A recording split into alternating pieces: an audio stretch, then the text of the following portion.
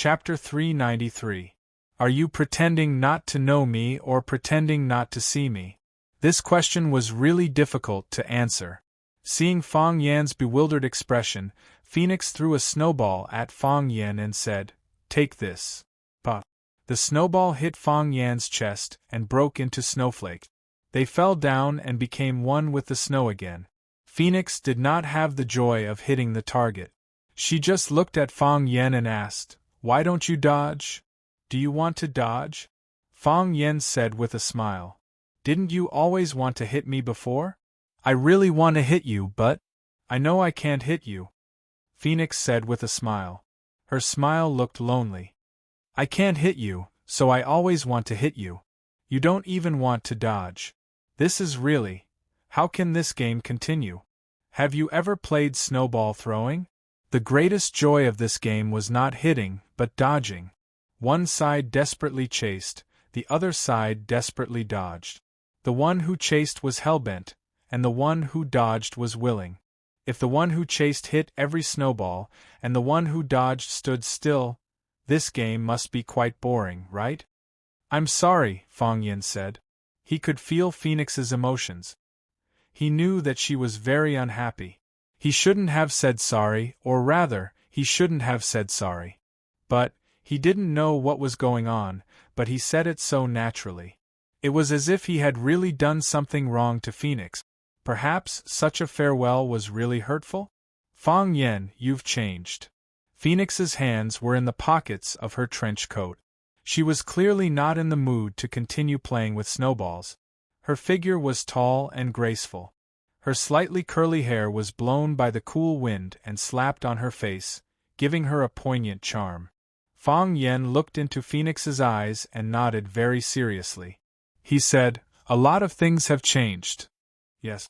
A lot of things have changed, and a lot of people have changed," Phoenix said softly. "In the past, you took things as they came. Apart from the advancement of your cultivation, you didn't care about anything else." Fang Yan smiled and said, "I still care about some other things, but you don't care about those things." "How do you know I don't care? Have you ever cared?" Phoenix smiled and shook her head. "Mind or not, there's no point in talking about this. I heard what happened last night. That was a beautiful win. This is Fang Yan. This is the Fang Yan I know. This is the Fang Yan who always brings surprises." Fang Yan was silent. He didn't know what to say. Perhaps not saying anything was the most appropriate response.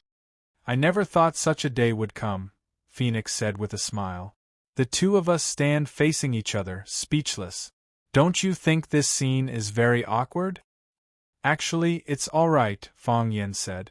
He also felt very awkward. He had the urge to quickly end this and run away. "The reason for this situation is because you are more concerned about the feelings of another person." Phoenix was like a caring sister.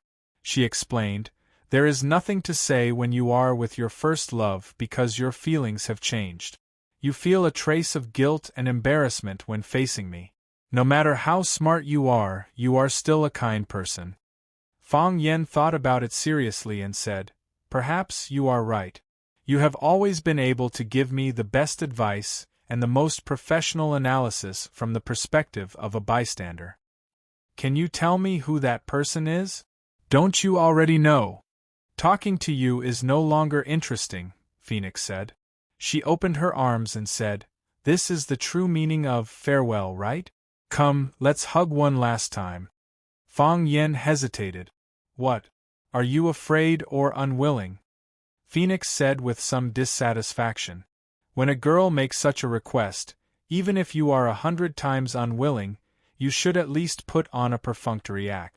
Do you know that such an expression of yours is very hurtful? Am I so loathsome?" "I am just worried."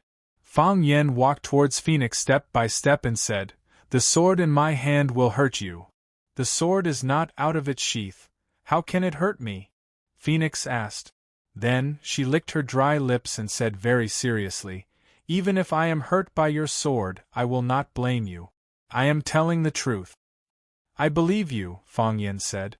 He held the sword with one hand and walked over to hug Phoenix. The warm and fragrant body entered his arms, but Fang Yen did not feel happy or ambiguous. Instead, he felt that his heart was very blocked, and his whole body became heavy. The beautiful girl in his arms was his beauty, the youth of his youth. He wanted to see his favorite movie with her. He wanted to walk through every mountain and river with her. He wanted to see every river with her. They were the eyes he saw when he opened his eyes every morning. They were the sweet dreams he had every night. He wanted to dedicate all of his beauty to her. He wanted to protect her for the rest of her life. At that time, she was the most important person to him. Now, they said goodbye in such an understated way. Goodbye to the girl, goodbye to his first love, goodbye to the good things, goodbye to a lifetime. The two of them hugged each other tightly. They were reluctant to part, but they were also ruthless and determined. Phoenix was not in a good mood either. She said in a low voice, "Then, I wish you good luck." "You too," Fang Yen said. After saying goodbye like this, Fang Yen thought that Phoenix would leave his arms. But Phoenix did not. "I have to leave something to remember," Phoenix said. "What?" Click, the sound of a shutter clicking. Only then did Phoenix let go of Fang Yen. Looking at the camera of her and Fang Yen hugging tightly, she said, "I will send it to the lady and tell her that we have said goodbye. I have become your past tense. You see, I am so considerate of you." Phoenix giggled. "Fang Yen, now you know that I am the best to you, right?" "I know." Fang Yen smiled bitterly. "If you delete it, this feeling will be more profound." "I will not delete it." Phoenix refused Fang Yan's proposal. She waved to Fang Yen and said, "Goodbye, Fang Yen." "Goodbye," Fang Yen said. "Happy New Year." "Unhappy New Year." Phoenix smiled. "The new year will not be happy." Phoenix waved her hand at Fang Yen. Placing both her hands into the pockets of her coat, she gracefully walked into the snowstorm. Her figure was quickly swallowed up by the snowstorm, becoming an indistinct dot. "Goodbye." Fang Yen waved and said softly. Whether happy or not, the new year arrived as scheduled. New Year's Eve was getting closer and closer, and there were more and more relatives at home. Fang Huwei had 2 sons and 3 daughters. His youngest son, Beihai, died in battle. His eldest son, Fang Yixing, was fond of calligraphy and painting and had no interest in martial arts. After Fang Huwei's legs were disabled, there was no successor for Fang family Tai Chi. However, his disciple, Mo Qingdi, quickly rose to support the Fang family. When Mo Qingdi was at his peak, the Fang family was also at its peak. No one dared to underestimate the enemy in Jianghu. However, Mo Qingdi fell like a comet, and the Fang family was once again in decline. Those few years were a nightmare for Fang Huwei, the old man of the Fang family. The grumpy old man suffered one blow after another, but he still maintained a positive and optimistic attitude. Because he still had hope. His grandson, Fang Yen, was his hope. He placed all his enthusiasm and expectations on Fang Yen. He personally taught Fang Yen martial arts and supervised his stance training. At a young age, Fang Yen was under unimaginable pressure. Fang Yan's erratic personality was born during that period. The pressure was too great and he had no way to vent. He did not dare to vent, so he could only use these unreasonable little methods to express his dissatisfaction. Dissatisfaction with his family, dissatisfaction with his surroundings, dissatisfaction with the unfairness of fate. That was all. This was the biggest protest a young man could express. Fang Yen had 3 aunts. The eldest and second aunts were married in Swallow Dock. The eldest aunts, Fang Yi, married his grandfather's disciple, Fang Hao, so their daughter, Fang Menjing, also had the surname Fang. The second aunt, Fang Yiling, married into the Zhao family of Swallow Dock. When the old man of the Zhao family was young, he had fought with his grandfather, Fang Huwei, several times and lost every battle. The relationship between the two families was not harmonious until now. The youngest aunts had a wild personality. When she was studying at Pearl Institute of Foreign Languages, She fell in love with a classmate. After graduation, she stayed in Pearl Institute. The Fong family was very open-minded. The elders never interfered with their children's marriage. Of course, Fong Yen was an exception. According to the past practice, every year on New Year's Eve, the eldest and second aunts would bring their family to the old house to have New Year's Eve dinner with the old man. The youngest aunts used to spend the spring festival with her husband's family in Pearl Institute. This year, she brought her family back. The New Year's Eve was also a reunion night. Who didn't want to sit together with their family? Hearing that his youngest daughter was coming back, the old man Fong Huwei was naturally happy from ear to ear. Ever since she was a child, he liked his youngest daughter the most. The youngest aunts called home in advance and said that they would be back for dinner on the 28th. Lu Wan told them that a sumptuous dinner was prepared early at home. But when it was 8 o'clock in the evening, the youngest aunts and their family still did not come back. Lu Wan called to urge them, but the youngest aunt's mobile phone was turned off. The Fong family was very anxious. Lu Wan shouted and asked Fong Yen to take Fong Yingying and Fong Haohan to drive out to pick them up. She was afraid that the road from Yanjing City to Yanzhou was not easy to drive, and the car should not break down on the road. Fong Yen was also worried about the safety of the youngest aunts. He called Fong Yingying and was ready to drive in the direction of Yanjing to look for them. If the car really had a problem, they could also exchange the car with them and let them come back to warm up first. As soon as Fong Yen and Fong Yingying drove away from the gate of the courtyard, they saw a black Mercedes-Benz stopped in front of the gate. The back door was pushed open, and a young man wearing a thick down jacket jumped out. He looked around the village and wilderness and said discontentedly, "Mom, what kind of place is this? Are we going to spend the new year here?" Chapter 394. Zhou Mingli was very unhappy. When he was unhappy, he had to make others unhappy as well. He didn't agree to go back to the countryside for the spring festival. It was dirty, broken, boring, and poor. What was there to go? If he had a little bit of expectation for the village life before, after listening to the complaints of his classmates who had experience living in the countryside, that little bit of expectation disappeared without a trace. It turned into deep contempt and disgust. Did you know? They wash their clothes and vegetables in a small ditch at the door. They wash the vegetables downstream, and there are children peeing in the water above. I don't even dare to touch the vegetables on the plate when I eat. Whenever I see the vegetables, I think of those children peeing in the water. Their toilets are all outside the courtyard. There are no doors. When you are enjoying yourself, suddenly someone barges in. Once, I was so scared that I almost fell into the Kong bed. Yes, you didn't hear wrong. Their toilets are big Kong beds. The feces inside are piled up together to ferment. There are also maggots that crawl on your shoes. What's wrong with that? The meat they eat may have maggots. They are reluctant to throw away the meat with maggots. They wash the maggots off and then continue to eat. It's so disgusting. Zhou Mingli didn't want to eat vegetables that were washed with the river water that the children peed on. He didn't want to use the toilet where maggots might crawl on his shoes. He felt disgusted when he thought of the meat with maggots on it. He didn't want to come, and neither did his father. However, his mother, Fong Yijing, insisted that she must go back to her hometown for the spring festival this year. She hadn't spent the spring festival in her hometown for many years. His father couldn't hold on any longer and agreed to his mother's request.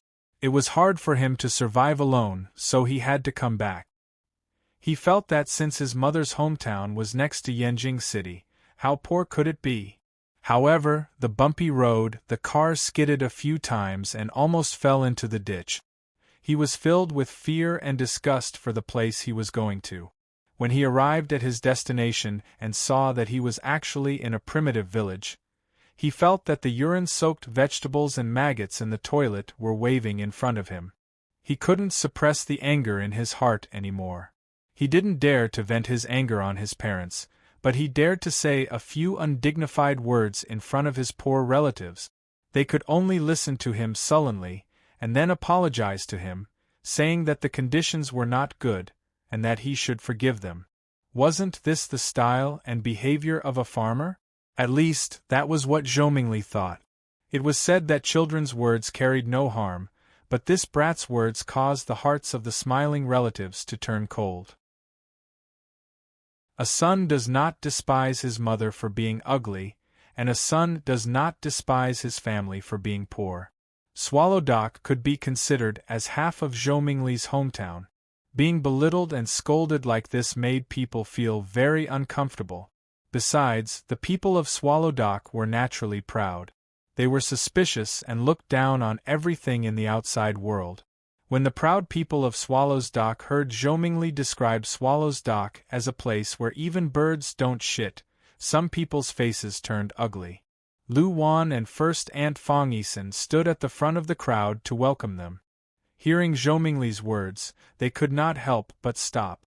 When the two of them stopped, the others naturally stopped as well. When the atmosphere was awkward, Fong Yijing walked out from the other side of the car and shouted, "Zhou Mingli, what are you talking about? This was Swallow Dock. Mother's home. I was born and raised here. I think it's pretty good. What are you dissatisfied with?" Zhou Mingli twitched his mouth. Obviously, he did not agree with his mother's point of view. He just did not want to argue with her. The door of the front passenger seat was pushed open. Fong Yijing's husband, Zhou Fan, opened the door and got off. He glanced at his son and said to his wife, "Forget it. The kid was just joking. Don't take it to heart. Zhou Mingli is also a boy. You should save him some face in front of others." Zhou Fan also felt that it was a trivial matter. Moreover, his son was right. Swallow's Dock was a place where even birds don't shit. It was his third or fourth time coming here, but he still could not remember the way. Later, when his wife came back, he used the excuse that he was busy with work to refuse. He really did not want to come to this place. Fong Yijing was angry, but she could not argue with her husband and son in front of her brother and sister-in-law. Their views were deeply rooted. She could not change them in a short time. Zhou Fan stood there and looked at everyone arrogantly. He smiled and said, "Sister-in-law, sorry, we came back late." Lu Wan had calmed down. She said, "It's okay. It's good that you are back. Everyone is waiting for you to eat." She turned to look at Zhou Mingli and said, "Is this Zhou Mingli? I hugged him when he was born, and I went to drink when he was 1 year old. How did he become so big in the blink of an eye?" "Sister-in-law." Fong Yijing walked over and held Lu Wan's hand. She said, "I'm sorry. Everyone must be anxious, right?" After getting off the plane, Zhou Fan said that since he was in Yanjing, he wanted to visit the leaders. After all, it would be more respectful to visit them before the new year. "My phone ran out of battery again, so I couldn't contact you."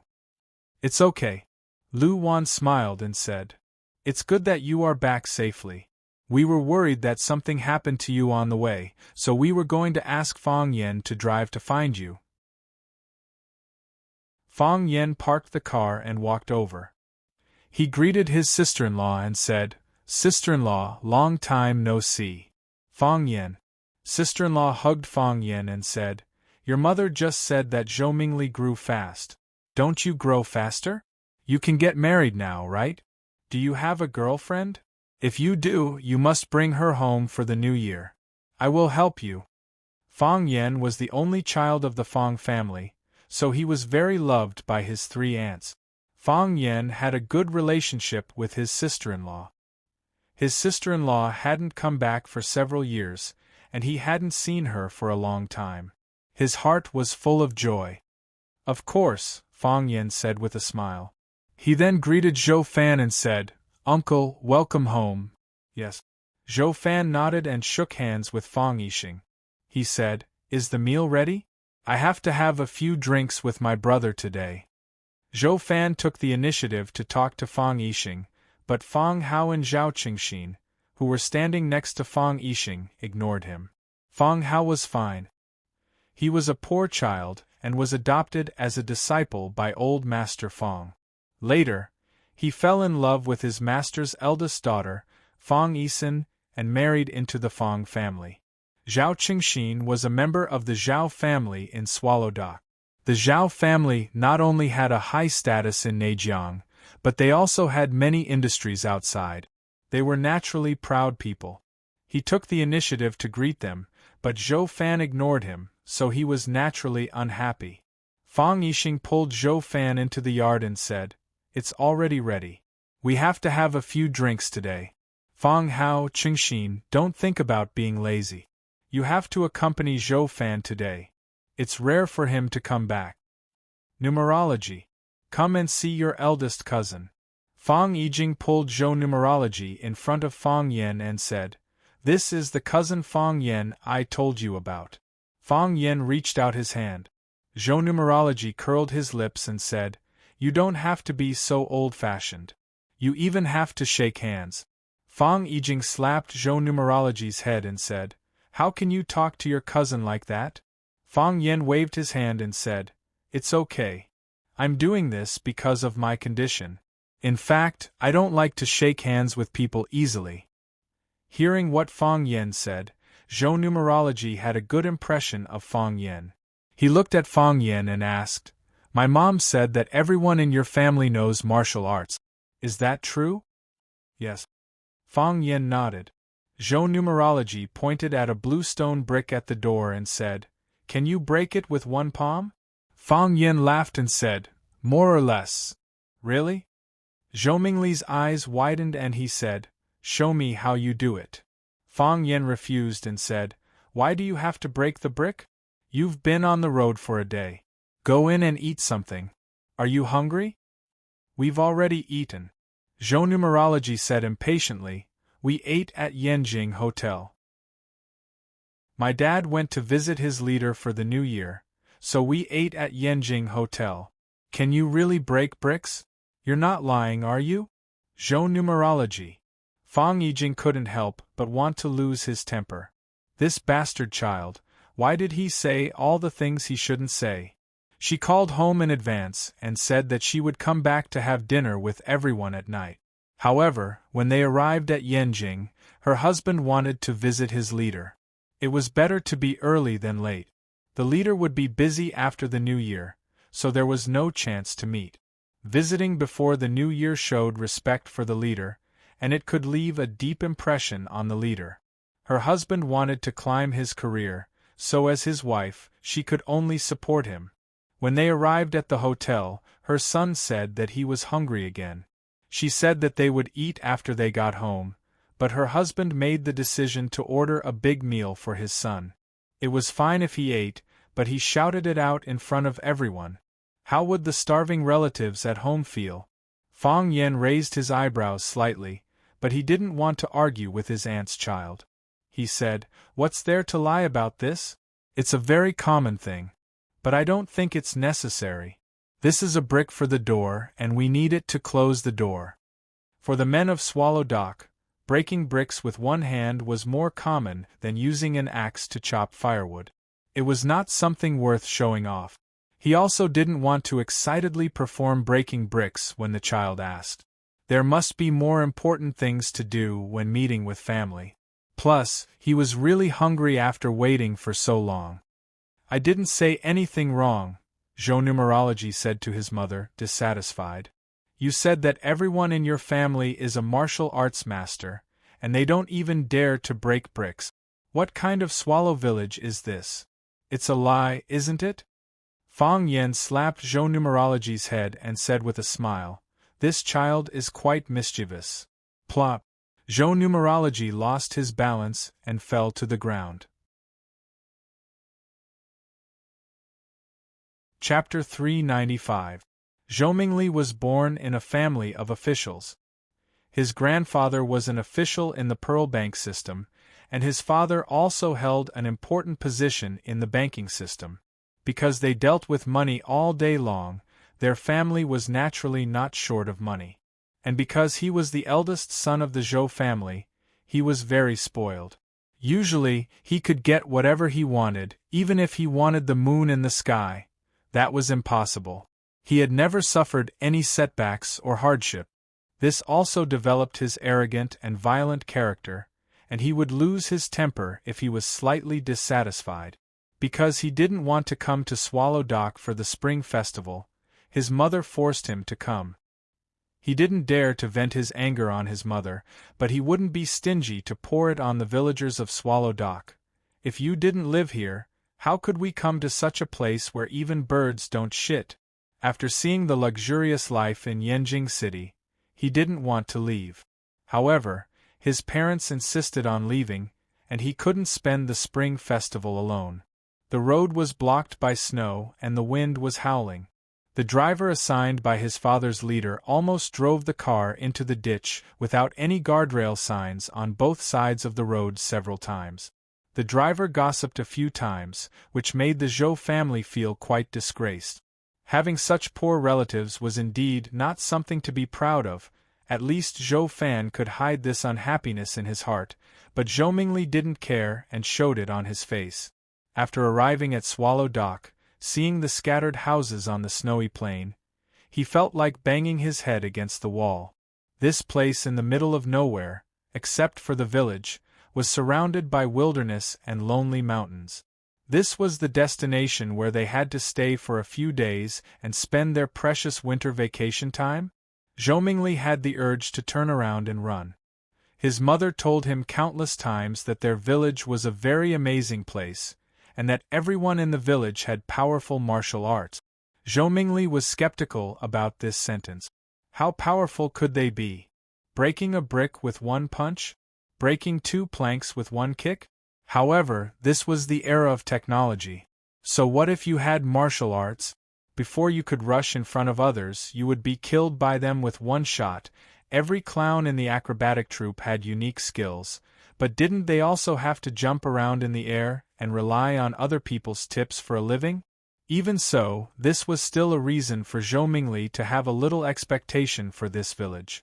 Perhaps he could always find something new to boast to his friends when he returned. Therefore, after seeing Fang Yan, he wanted to verify his mother's words and his own thoughts. He pointed at the brick and asked Fang Yan to split it open. Didn't the villagers have a desire to show off in front of the city people? If he asked them to do what they were most proud of, they must be eager to show off, right? He did not expect that his eldest cousin, Fang Yan, would actually reject him. Not only did Fang Yan not give him face, but it also made him feel that the only highlight of this trip to the countryside had disappeared. There was no splitting brick at all, it was their lies.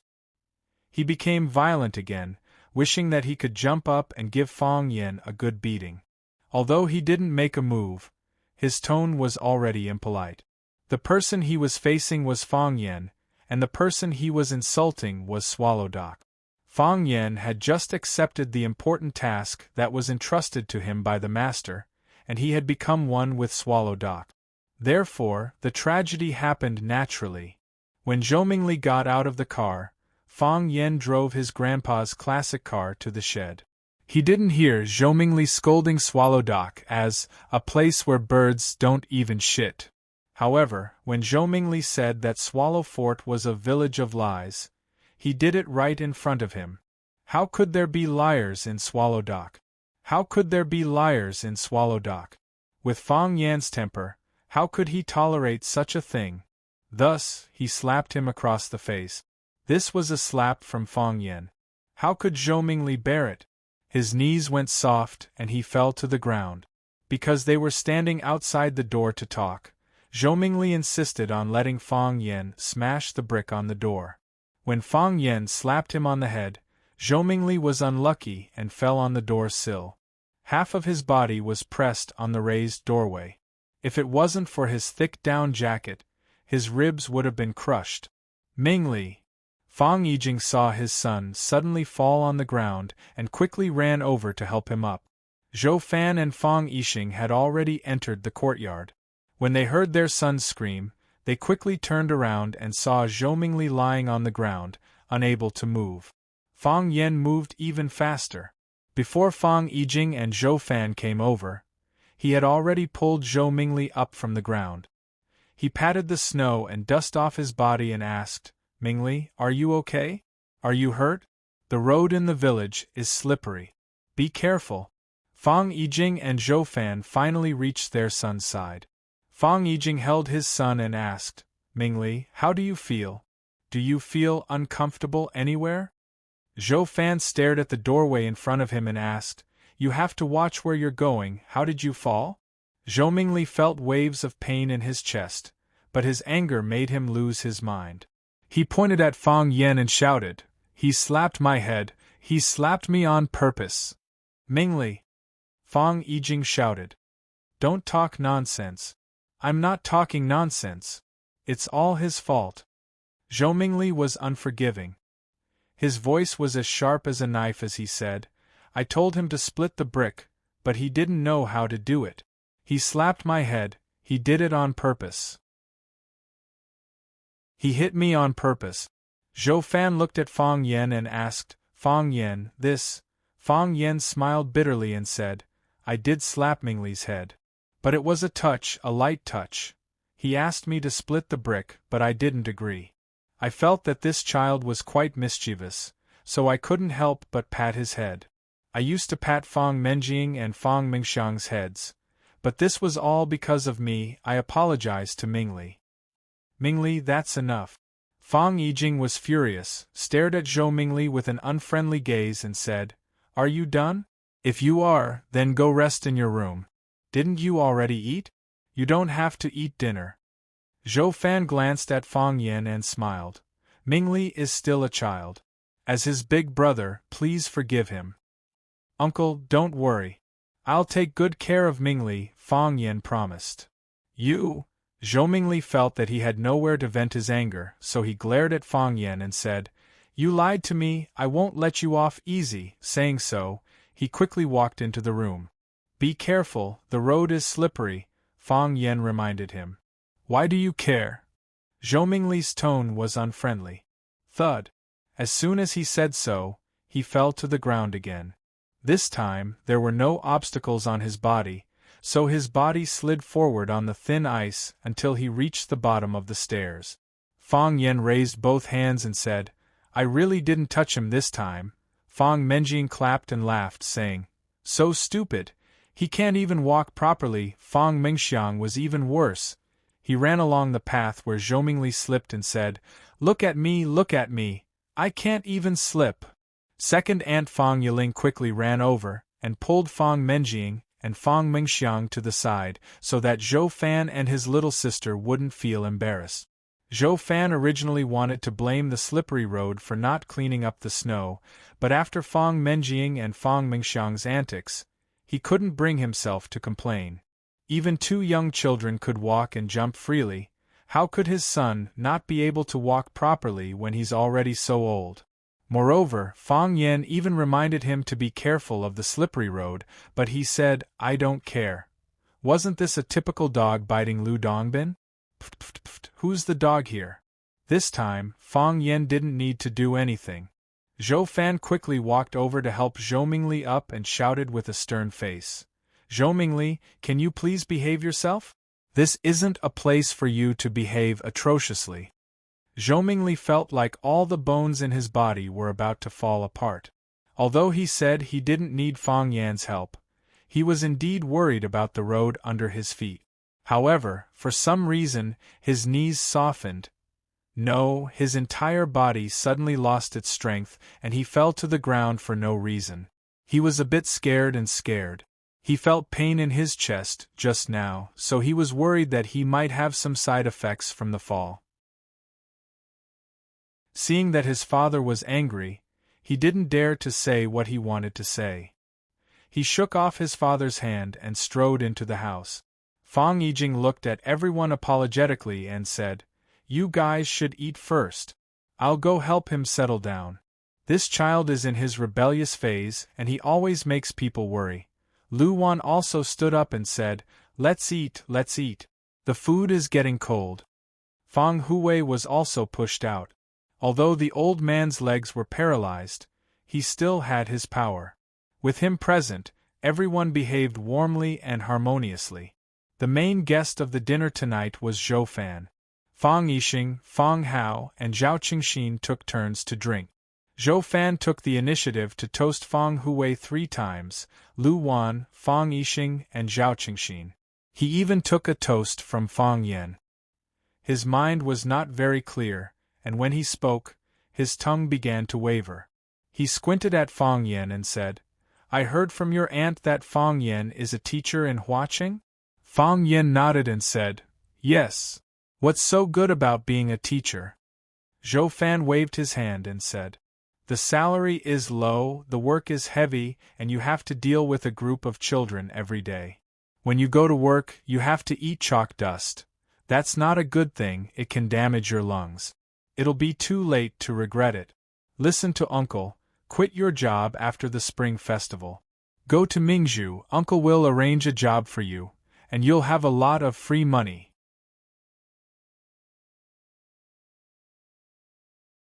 Chapter 396. Fang Yixing was still drinking, Zhao Qingxin was still smiling, Fang Hao was still chewing on the bone in his mouth, and Fang Yixin and Fang Yiling were still chatting casually. Fang Yixing was still drinking, Zhao Qingxin was still smiling, Fang Hao was still chewing on the bone in his mouth, and Fang Yixin and Fang Yiling were still gossiping, but the voices at the table suddenly stopped, and there was a moment of silence. Fang Yixing frowned slightly, and Fang Huwei's dark face looked even worse. Fang Huwei had very little contact with this son-in-law, but he could feel the pride in his third son-in-law's bones even from thousands of miles away. He was a very traditional man, but he was quite open-minded when it came to his children's love affairs. "As long as you like it, I'll like it with you." When his daughter brought Zhou Fan to visit for the first time, he behaved well. The young man had delicate features, was gentle and smart. Although he always talked with an air of arrogance, wasn't that what a young man should do? Later, Zhou Fan's position became higher and higher under his father's guidance, and he received more and more compliments, so his self-confidence swelled. He was like this in front of outsiders, and also in front of his own family. This made Fang Huwei unhappy. Fang Huwei stared at Zhou Fan and said, "I think it's good to be a teacher. Teaching and educating people is a good thing. It's a great thing to cultivate talents for the country. You don't have to worry about Fang Yan's work." Fang Huwei put down his chopsticks and said, "You guys eat. I'll go back to my room to rest. I'm getting old and can't sit still anymore." Hearing that their father was going back to his room, Fang Yixin and Fang Yiling quickly got up and pushed the old man to the backyard. Zhou Fan's proposal was opposed by his father-in-law, so he was a little unhappy. He said, "It's not that I want to say that our father is going against him, but the thinking of the older generation has to change. Think about it, what era are we living in? Teaching and educating people is a good thing for the country. But we have to think about our children, don't we? Fang Yan isn't young anymore. How much can a teacher earn in a month? How many years of salary can he buy a house in Huaqing or Yanjing? Without a house, what will Fang Yan do when he gets married? Bring a girl to this village? Once a girl comes and sees how remote this village is, she will run away in fear. What's wrong with this village? Ordinary girls can't even come in." Zhao Qingxin sneered. "Qingxin, I didn't say this village is bad. But nowadays, young girls are willing to live in the city. Who can stand the coldness of this village? They feel new living in this village for a few days, but if they live here for a year, they will go crazy. Even if Fang Yan brings her along when he goes to Huaqing to work, he still has to buy a house in Huaqing, right? How do you know that Fang Yan cannot afford to buy a house? Can't a teacher afford a house?" Fang Hao retorted. Fang Yan was worried that the three of them would quarrel at the table, so he quickly stepped forward to smooth things over. He raised his cup with a smile and said, "Little uncle's words are very reasonable, and you are also thinking of me. Come, let me toast to you three uncles." Yen Yang and said, "Fan, Yen, Fang Fan, I Fang Yen, Fang, I Yen, Fan, I Yen, Fang. If you were someone else, I wouldn't have to say this. Think about what I said. Our bank will invest over 100 million yuan in Mingzhu to set up a financial service company. If you are interested, I will arrange for you to work in this service company. You will have a better future and income than being a teacher. After a few years, I can get you a house in Mingzhu. Thank you, uncle. I will think about it carefully. Fang Yen nodded with a smile. Zhou Fan was satisfied. He looked at Fang Hao and Zhao Qingxin and said, "You can't always stay in this village." This village? How good can it be? Yi Jing also told me that this village used to have a lot of great people. But how many years has it been? Hundreds of years? We can't always hold on to the glory of our ancestors. We have to look forward, right? Zhao Qingxin trembled with anger and deliberately said, "We want to go out, but we have to arrange a way for you." Zhou Fan felt the hostility in Zhao Qingxin's words, so he didn't really want to help him. He said, "If there is a suitable opportunity, I will arrange it for you." The meal ended on a bad note. Zhou Fan went back to the room he and Fang Yijing lived in. He lay on the bed and said, "I think your family is hostile to me." "Why is it hostile to you?" Fang Yijing was packing her luggage, and asked casually. "Every time a fortune teller comes, he will fall." I can see that the boy really suffered a loss in the hands of Fang Yen. Otherwise, he wouldn't be so emotional. And your father, when I said I would arrange a job for Fang Yen, he looked at me as if he wanted to eat me. I mean well, don't I? If it were someone else, I wouldn't have to worry about it. Fang Yijing stopped what she was doing and sat on the bed. She said to her husband gently, "Zhou Fan, Swallow Dock is a very special place. The people here are naturally more arrogant than others."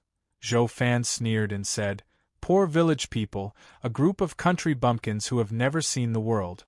What is there to be proud of?" Fang Yijing sighed softly. She wanted to talk to her husband about this countless times, but she was always rebuffed by this kind of sarcasm. Yes, Swallow Dock had been silent for 100 years, but the glory and spirit of their ancestors still existed. Moreover, the villagers here had been silently protecting this country and its people with their loyalty and lives. They had bled for this country, they had lost their lives for this country. They had the right to be proud and arrogant. No matter who it was, they should be more tolerant to such a group. They should allow their pride, accept their arrogance, and let them feel that they were being respected. However, her husband only believed what he saw with his eyes. The village he saw was so remote, the houses so old, the village roads so broken, and the young people hiding in the village doing nothing. Even his son, Zhou Mingli, looked down on Swallow Dock. He felt that the village his mother was born in was too poor. She had always wanted to bring her husband and son here, so that they could beat with the pulse of Swallow Dock. Now it seemed that this wish was really hard to achieve. Zhou Fan, you should let go of your prejudices, look with clear eyes, and think with a rational mind. Swallow Dock is really a place that people should be proud of. Before Fang Yijing finished her words, her husband's snoring could be heard. At 6:00 in the morning, Fang Yen had already washed up and went to the yard to practice. After returning home, he could not neglect his martial arts. Grandpa did not care about anything else, but he was very strict with this area. Fang Yen had just finished a round of plum blossom steps when Fang Yingying and Fang Haohan also came over in casual clothes. The three greeted each other with their eyes, and then began to practice. After a while, Fang Menjing and Fang Mengxiang also came out. Every new year, eldest aunt and second aunt's family would live in the old house, so Fang Menjing and Fang Mengxiang had to practice with Fang Yen. Fang Hao and Zhao Qingxin also had to practice, but they would practice in the Fang family's martial arts hall, not with the younger generation. Zhou Mingli had also woken up. He wore a thick down jacket and held an iPad in his hand. When he saw Fang Yen leading a group of people to practice, he pouted and began to play games on the iPad. The sound of the game was very loud, and it brought a lot of noise to the people who were practicing. "Can you turn off the sound?" Fang Mingxiang had the least concentration, and when he heard the sound of fighting in the game, his attention was drawn away. I'm playing my own game, what does it have to do with you? Zhou Mingli naturally would not listen to a child. Do you believe that I will hit you?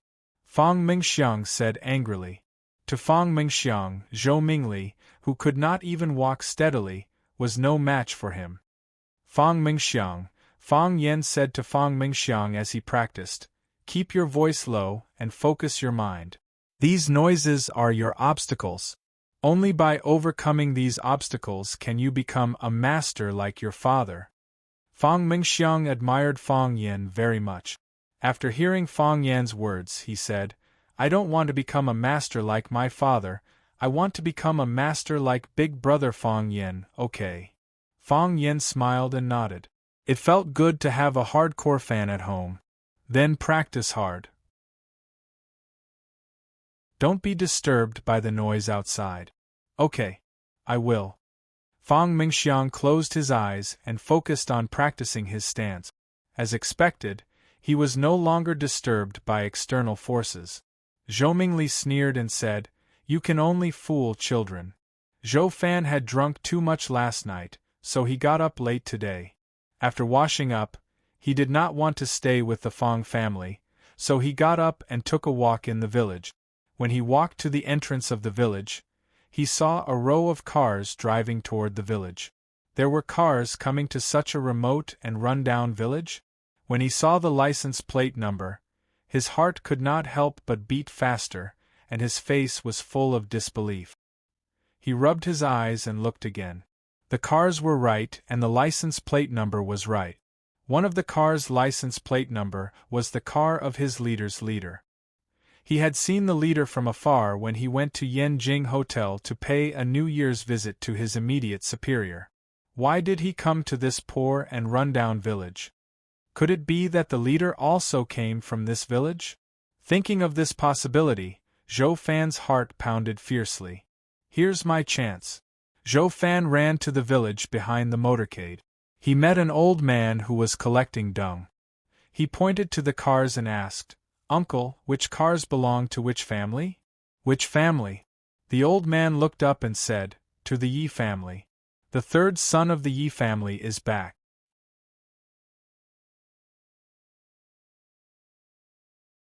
Chapter 397. The 29th of the 12th month, also known as Little New Year's Eve. Every family held a banquet, people came and went to visit other people. And burning incense outdoors was called heavenly incense. It usually took 3 days. When Fang Yan sat in the living room chatting with his mother and aunt, Yi Fengxing came to find Fang Yan, saying that his third uncle was back and asked him to go to his house for lunch. Fang Yan glanced at his mother, Lu Wan. Lu Wan smiled and said, Fengxing came to invite you, just go. Anyway, your aunt won't be leaving for a while. We'll talk when you come back tonight. Fang Yan nodded and said, I'll be there soon. Yi Fengxing saw that Fang Yan had a guest, so he didn't stay any longer and said, I'll wait for you at home. Go there early, third uncle said he wants you to help pour wine at noon. There's a guest at home? Third uncle's guest. Yi Fengxing said. Yi Daoling used to be in charge of the research of Hua Xia's economic system, so he naturally had to be surrounded by many big shots in the financial system. Now that he was promoted and held an important position, there would naturally be more people crowding around him. Tomorrow was New Year's Eve. No matter how busy Yi Daoling was, he would come back to have a reunion dinner with the Yi family's ancestor. It was reasonable that his subordinates received the news and came to visit Yi Daoling in advance. However, why did he ask him, a junior of the Fang family, to go there? If it was just pouring wine, Yi Fengxing could do it well. Although his image was worse than him, he was still a descendant of the Yi family, wasn't he? Yi Fengxing left, but Zhou Fan came back. He looked serious and seemed to have something on his mind. He made an excuse to ask his wife to help find a tie and pulled Fang Yijing to the room. He closed the door and whispered, Is there a Yi family in Swallow Dock? There is a Yi family. Fang Yijing looked at her husband in confusion and said, "Why do you ask?" Zhou Fan was excited. He grabbed his wife's hand and asked, "How is the relationship between your two families? Do you have any contact? Aren't people from the countryside all related to each other? Are you relatives?" "No." Fang Yijing shook her head. "The relationship between the Fang and Yi families has never been good, and they're even hostile towards each other." "Zhou Fan, what are you trying to say? How did the Yi family provoke you?" Fang Yijing was telling the truth. In the past, the relationship between the Yi family and the Fang family was not harmonious. Every year, when Fang Yan and Yi Rou competed, the Yi family and the Fang family always regarded each other as their biggest rivals and often criticized each other. Now that her husband asked about the relationship between the two families, she could only tell him what she knew before. She didn't know that Fang Yan had taken the little princess of the Yi family, Yi Rou, for a walk by the Shihizi River. Zhou Fan could not vent his anger, so he said in a muffled voice, "Your Fang family will be killed by your own stupidity." For such a high-level leader to pay a visit to the Yi family, it proved that the Yi family must have an extraordinary existence. They both resided in Swallow Dock, yet the Fang family actually had a conflict with the Yi family. Wasn't this just seeking death? His wish to use the Fang clan's connections to build a relationship with the Yi clan had been dashed, so he was naturally in a bad mood. "Zhou Fan, how can you say that?" Fang Yijing was angry and yelled. Zhou Fan loved his wife very much. Seeing that Fang Yijing was mad, he did not want to argue with her anymore. He snorted and said, "We will be dragged down by your family sooner or later." "Who will drag you down? If you don't want us to drag you down, go home. I know you don't want to come here, and I know you look down on us. If so, don't come here anymore." Fang Yijing was also irritated by her husband's arrogant attitude. She pointed at the door and yelled, "Let's go. Who do you think wants to come here?" Zhou Fan could not suppress his anger anymore and yelled. Hearing the argument in the room, Lu Wan, Fang Yisin, Fang Yiling, and the others who were chatting outside all came in. Lu Wan was the mistress of the family. She asked, "Yijing, Zhou Fan, what happened? Why are you arguing?" Fang Yijing did not want to say bad things about her husband in front of her sister-in-law. It would only embarrass her even more. Zhou Fan hated the Fang family, so he did not want to answer Lu Wan's question either. "It's the Spring Festival. What can't we talk about?" Fang Yisin was the eldest sister. She walked over and held her younger sister's hand. She said, "If each of you give way, the conflict will be solved. You finally come back for the Spring Festival. Why are you quarreling? We are a family after all. Don't be a joke to outsiders, right?" Fang Yijing felt bitter, but she could not say anything. Zhou Fan felt very upset, so he went to the yard to smoke. Fang Yan stood next to the plum tree in the yard and heard the argument between Fang Yisin and Zhou Fan clearly. Seeing Zhou Fan coming out, Fang Yan said with a smile, "Uncle, do you really want the Fang family and the Yi family to be on good terms?" Zhou Fan's face froze. He lit the cigarette in his hand and took a puff. He said with a straight face, "Isn't it reasonable for neighbors to be on good terms?" "It is." Fang Yan nodded and said, "So, through my efforts, the Fang family and the Yi family are now as close as a family." "Really?" Zhou Fan was overjoyed. If what Fang Yan said was true, then wouldn't it be reasonable for him to visit the Yi family? If he could have a chance to have a meal with that leader, no, just a casual chat, to let him have a deeper understanding of himself, then it would also have a profound promotion and push for his future, wouldn't it? Seeing Zhou Fan's happy expression, Fang Yin reached out and touched the thick and cold branches of the plum tree. He said, "What's that saying again? A close neighbor is better than a distant relative." I didn't have a clear understanding of this saying before. A distant relative is still a relative. How can a neighbor be better than a relative? Now, I realized that what he said made sense. Some relatives really don't treat their own family members as human beings. Zhou Fan's eyes were slightly cold, but he forcibly suppressed the hostility in his heart. He said with a smile, "I chatted with your aunt for a bit. Don't take it to heart. Who hasn't quarreled in a family? Relatives are relatives after all. If I didn't treat you as relatives, would I have taken the initiative to suggest finding a job for you last night? Do you know how many people come to me for help with their work problems every day?" "Yes. That's why I have to thank you for your kindness, uncle." Fang Yen nodded and said, "But I have to be honest. After a night of careful consideration, I still decided to go to Huaqing to be a teacher. Because this is a job I like, and also a job that can give me more insight into life." After becoming a teacher, Fang Yen understood the importance of responsibility. After becoming a teacher, Fang Yen understood the importance of morality and rules.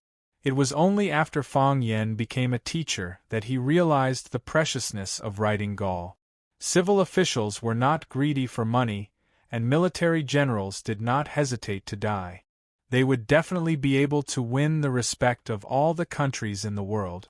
Even a mere scholar, as long as he had a writing Gaul to protect himself, he would be able to break through the dragon's pool and tiger's den.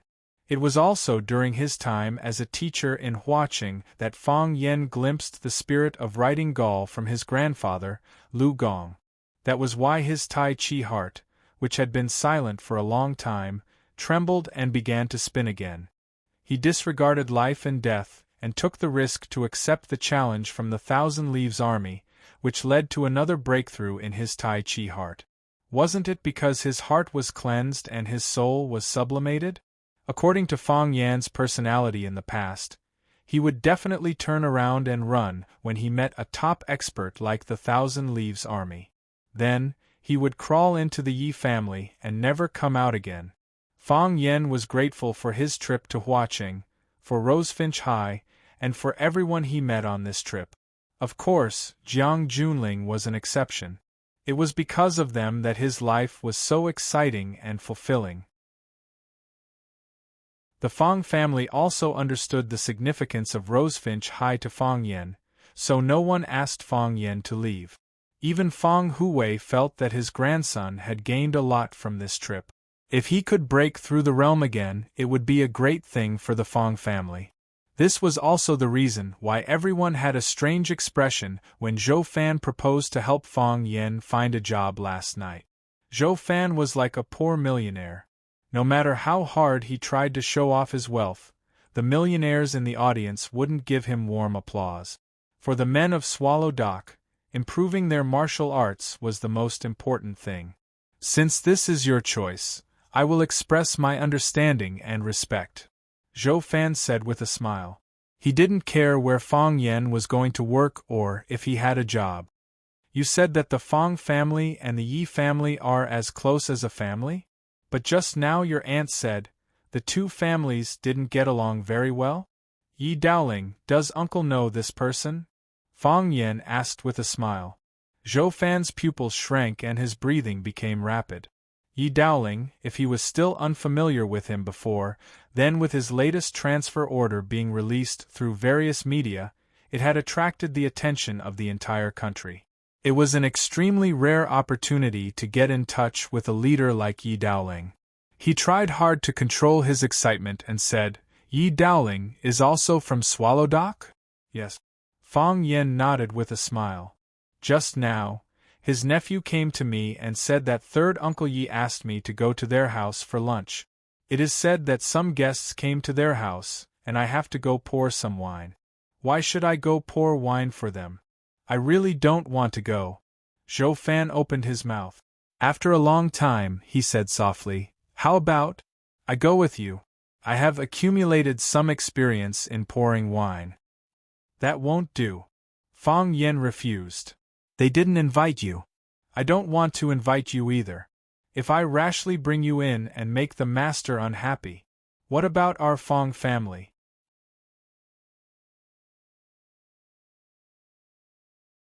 Chapter 398.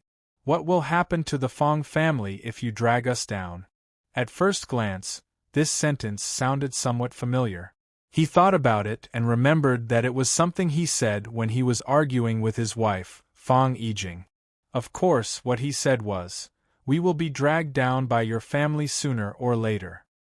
He said it as if it was a matter of course, but it was filled with anger and resentment. Why did it sound so ear-piercing, like he was mocking him? Zhou Fan understood that Fang Yan was taking revenge. He had heard what she had said just now, and then returned the favor. It had to be said that the feeling of stabbing oneself to death with one's own poisoned sword was really unbearable. Zhou Fan's face turned livid. He stared at Fang Yan with anger in his eyes and said, "Fang Yan, what are you talking about? No matter what, I'm still your uncle, your elder. How can you be so disrespectful to your elders? Didn't you say that the villagers of Swallow Dock are very particular about etiquette? Is this what you call etiquette?" Fang Yan laughed and said, "Uncle, are you angry?" Zhou Fan felt like he was stabbed in the chest again. No, it was one slash after another. There was no pause at all. Although it was a simple question, why did it sound so infuriating? "It's right to be angry," Fang Yan said with a smile. "Because when I heard what you said, I was angry too. Uncle, actually, our Swallow Dock is really a reasonable place. Not only do we respect etiquette, but we also respect reason. If others respect us, we will respect them tenfold. This was the etiquette of reciprocity. We will not offend those who do not offend us, but if we are offended, we will return the favor. This is the principle of distinguishing kindness and hatred. You don't talk etiquette to us, and you don't reason with us. Swallow Dock naturally won't show etiquette or reason with you. So you have a reason to humiliate your elder in this way?" Zhou Fan sneered. He had not been humiliated like this for many years. Fang Yan's behavior was equivalent to openly offending him. How is it humiliating? This is the principle that if someone offends me, I will return the favor. This is the first iron rule of our Swallow Dock that has existed for 1,000 years. I know, I always thought that you looked down on the Fang clan. Your Zhou family is considered the #1 figure in Mingzhu's banking system. What does our Fang family have? A cripple, a drunkard, a bookworm, a woman, and a child. Far away in a deserted village, living in an old house. What's so special about you? So, year after year, you didn't want to step into the Fang family's door. Sometimes, Auntie came back alone, but you and your son were nowhere to be seen. Auntie never complained about you, nor did she say anything bad about you. She always explained that you were too busy with work and couldn't travel with us. Actually, we're not stupid. We all know what the real situation is. We understand Auntie's difficulties. We didn't want to expose her. We didn't want to embarrass our sister-in-law. On one side were her parents, brother, and sister-in-law. On the other side were her husband and son. Both sides were flesh. Which side could she stand on? Sister-in-law says you're very busy, so we'll assume that you're really busy. Auntie says you don't have time to come back, so we comforted her and told her that it's okay. You can come back together next time. Auntie is my auntie, my father's sister, and my grandfather's daughter. We all want her to live a happy life, and we don't want her to suffer any grievances in the Zhou family. We think that if we are more lenient and take care of you, you'll be able to feel our kindness, and you'll treat my auntie better. Obviously, you don't have this kind of awareness. You think leniency is cowardice, and care is flattery. Our Fang family is a piece of chicken ribs to you. It's tasteless to eat, and you'll lose face if you abandon it. You must be feeling very complicated this time, right? Fang Yan, that's just your personal opinion. How I treat your auntie, let her speak for herself. Zhou Fan defended himself. Fang Yan nodded in agreement with Zhou Fan's words. He said, I don't deny that. To be honest, you're really good to auntie. If you weren't good to auntie, our Fang family would have gone to your door to ask for an explanation. Grandfather has entrusted his daughter, whom he has raised for more than 20 years, to you. What right do you have to treat her badly? You've always been worried that our Fong family will drag you down, and you think coming to our Fong family is a waste of time. From the moment your car stopped in front of our Fong family's courtyard, you've been full of hostility, or rather, anger. Because of our existence, you had to come with Auntie. Uncle, we used to think for Auntie's sake, and we thought that everything was fine. But time and time again, you've belittled and insulted us. As a member of the Fong family, I have to stand up and say something. You're an idiot. Fong Yen pointed at his own legs and said, "Can't you see such a thick thigh? And you're always thinking about hugging someone else's thigh. If you're not an idiot, then what are you? I've heard that officials have bright eyes, but are your eyes covered with sh*t? Zhou Fan was amused by Fong Yan's words. He pointed at Fong Yen and said, "Fong Yen, I don't understand. What are you so proud of? Just because your Fong family has a good relationship with the Yi family, just because the Yi family asked you to help pour wine, do you think that's what you're relying on? Is this what you're proud of? If that's all, then it's too embarrassing, isn't it?" Fong Yen lowered his voice and said mysteriously, "I'm very rich, I'm not lying to you." Fong Yen waved his hand at Zhou Fan and said, "I'll call you uncle, and you can't let me down." "Goodbye, uncle." Fong Yen waved his hand and left with the wind and snow. Zhou Fan stood where he was, his face as pale as the snow on his feet. He stamped his feet heavily and said with a sneer, "I'd like to see how long you can be arrogant." When Fong Yen arrived at the Yi family's house, Yi Fengxing was playing ice hockey with his cousins at the gate of the yard. The leader's drivers were arranged in the side hall of the yard. They were drinking tea and eating melon seeds, watching the children play with kind smiles on their faces. Seeing Fong Yen coming over, Yi Fengxing threw the ice hockey in his hand to his cousin, Yi. He greeted Fong Yen and said, "Lunch is about to start. Third uncle said that you can go in directly when you arrive." Fong Yen looked at Yi Fengxing and asked, "Why didn't third uncle let you go in to pour wine?" Yi Fengxing curled his lips and said, "Third uncle may think that I'm too fat and it's not nice to occupy 2 seats. Fong Yen naturally knew that it couldn't be the reason. He patted Yi Fengxing's shoulder and comforted him.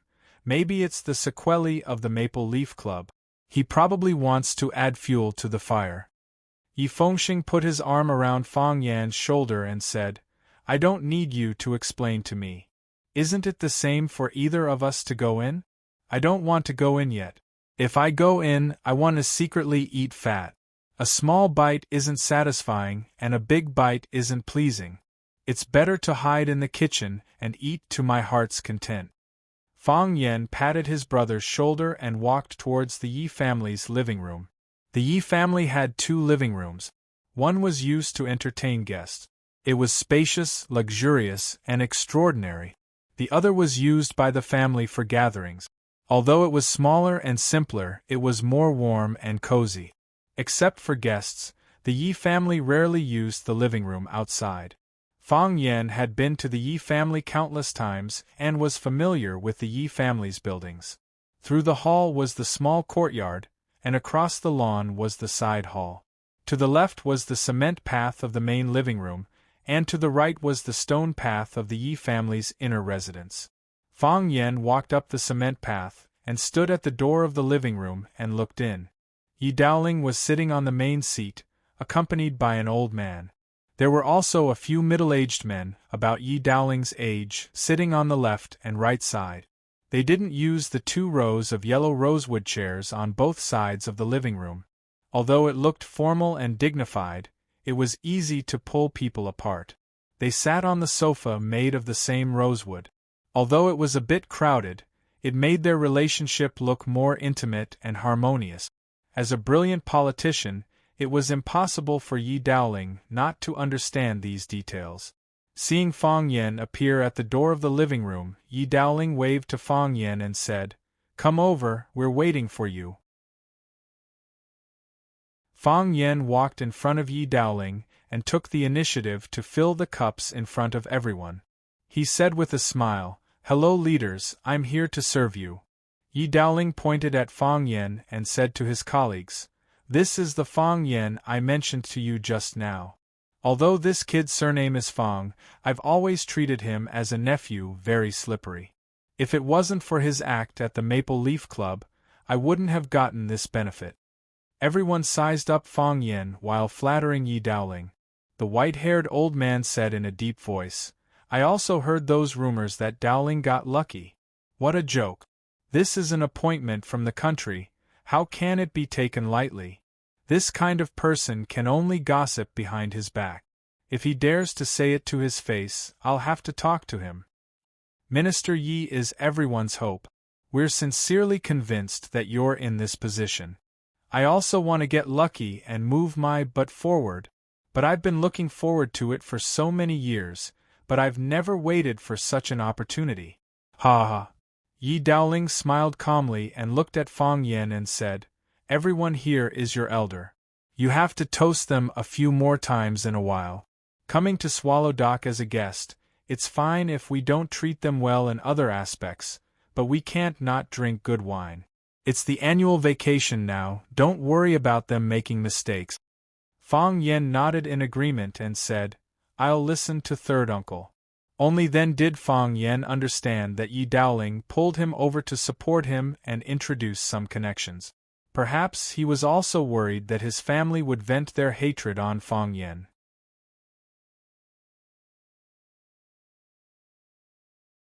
Chapter 399. Fang Yen forced Mr. Gong to push Yi Daoling behind his back. Whether it was intentional or not, it allowed him to occupy that important position.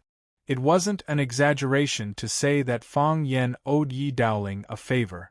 When Yi Daoling was entertaining his subordinates at home, he let Fang Yen, this junior, pour wine at the table. He also had the intention to help him increase his reputation and network. The Jiang family lost this important city, so they naturally had hatred in their hearts. If they imposed their hatred on Fang Yen alone, Fang Yan's situation would be very dangerous. However, Yi Daoling was now in a high position of power. Even if he couldn't compete with the Jiang family couldn't do anything to him. He stood up and said that Fang Yen was his nephew. The things that Fang Yen did were all because of him. When these words reached the ears of the people in Yanjing City, they would naturally help Fang Yen share some of the gunfire. Moreover, there was an implicit meaning of protection. The Yi family had always been very good at distinguishing between gratitude and grudges. Sure enough, because of Yi Daoling's strong recommendation, and he had changed the topic to Fang Yen several times, how could the few people present not understand the meaning of this leader? They drank and chatted with Fang Yen. When they were 30% pretending to be drunk, exchanging phone numbers with each other was the proper meaning. After the lunch banquet ended, the guests from afar were all drunk by Fang Yen and Yi Daoling. Their alcohol tolerance was not bad, but compared to Fang Yen and Yi Daoling, this kind of abnormal guy who drank knives like water since childhood, it was not worth mentioning. Their driver played a role at this time, supporting the leader to the parking lot at the entrance of Swallow Dock. The parking lot was actually a rice field used by the villagers to harvest grain during the busy farming season. Now that the grain was collected, there was nothing on the rice field except for a few haystacks. It was wide and flat, a natural parking lot. The drivers all felt strange. The car could obviously drive directly to the Yi family's door, so why did the leader let them get off at that parking lot? Of course, no one would be stupid enough to ask the leader for the reason. It was just that it was more difficult to support the leader now. Fang Yen and Yi Daoling sat back in front of the coffee table and drank tea. Yi Daoling looked at Fang Yen and said, "I only have 2 days of vacation. Today, I will entertain my colleagues at home. Tomorrow, I will have a reunion dinner at home. On the first day of the new year, I will accompany the Prime Minister on a visit. This might be the last time we meet before the new year. We might not have the chance to meet again after the new year. When are you going to Huacheng?" "Probably on the 7th or 8th, Fang Yen said. I have to make some preparations before the students start school. Originally, I wanted to arrange a new job for you after the new year, or bring you to work by my side. But since you have made your own choice, I can't say much. Since you have chosen to be a teacher, you have to be responsible for your students. Besides, you have gained a lot in watching for half a year. Since the heart of Tai Chi can break through twice, it proves that there will be a third time. Although I don't know much about your Feng Tai Chi, if you can reach the legendary highest state of Tai Chi, the water overflow state, you will be the pride of our entire Swallow Dock. Yi Dowling looked like he was gossiping. Just as he said, he was indeed talking to Fang Yen with the tone and attitude of an elder. Fang Yen nodded with a smile and said, I will work hard. When I am with my students, I feel very calm and my body feels very free. I think this is also the reason why my heart of Tai Chi can break through. So, I will continue to be a teacher.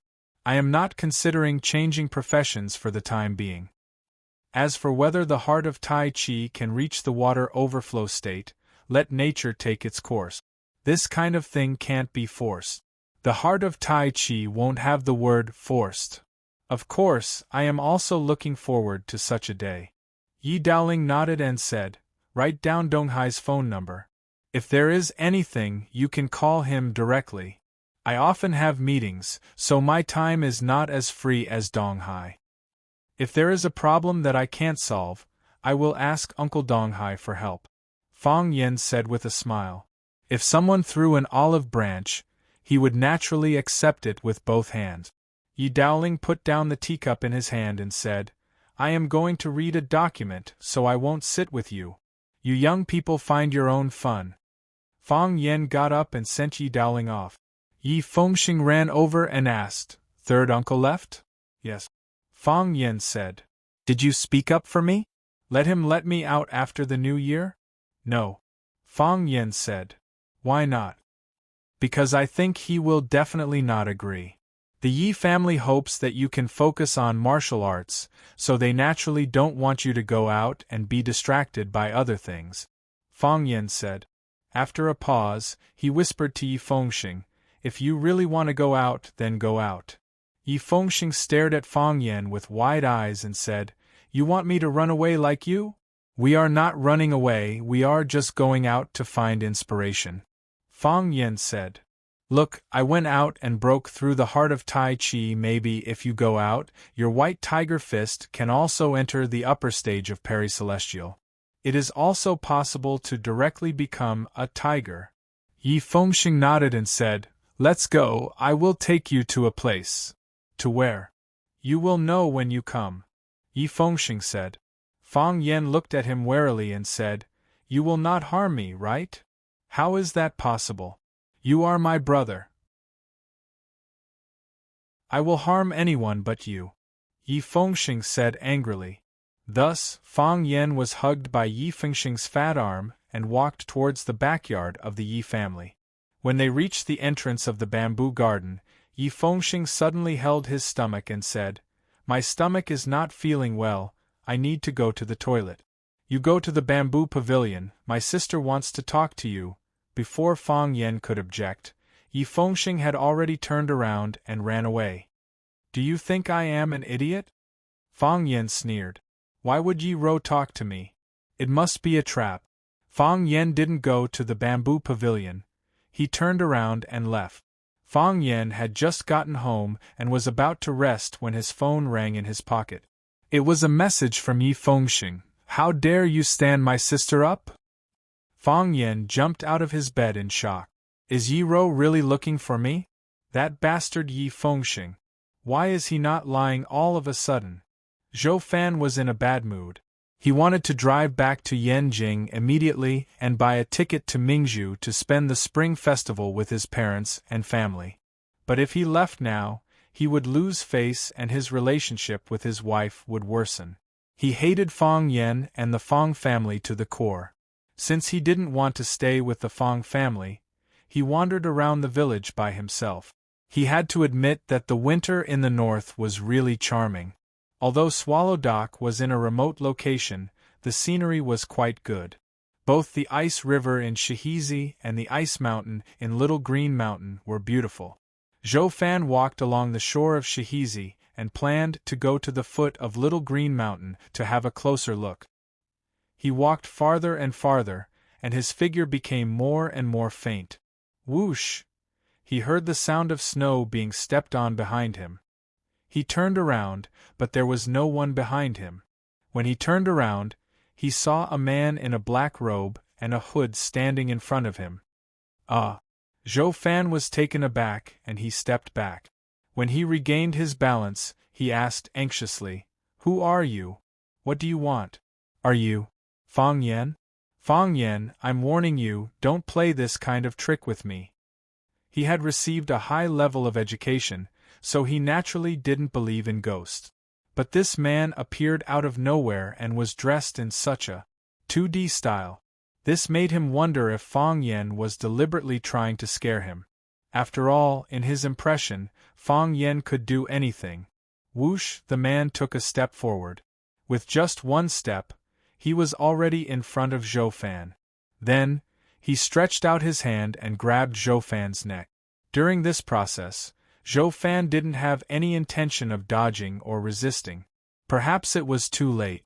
The black-robed man exerted a bit of force and lifted Zhou Fan's body into the air. Zhou Fan's feet were off the ground and he couldn't breathe properly. His face quickly turned purple. His throat was moaning and he wanted to say something, but no words came out. The black-robed man raised a white transparent bottle in front of Zhou Fan and said with an extremely hoarse and strange voice, "When we have reunion dinner, pour this into the Fang family's soup pot. I believe you can do it." Zhou Fan's eyes widened. It was unknown whether it was because he was surprised to receive such a strange task or because his body was suffering from lack of oxygen. "Of course, you can also resist or run away. It doesn't matter."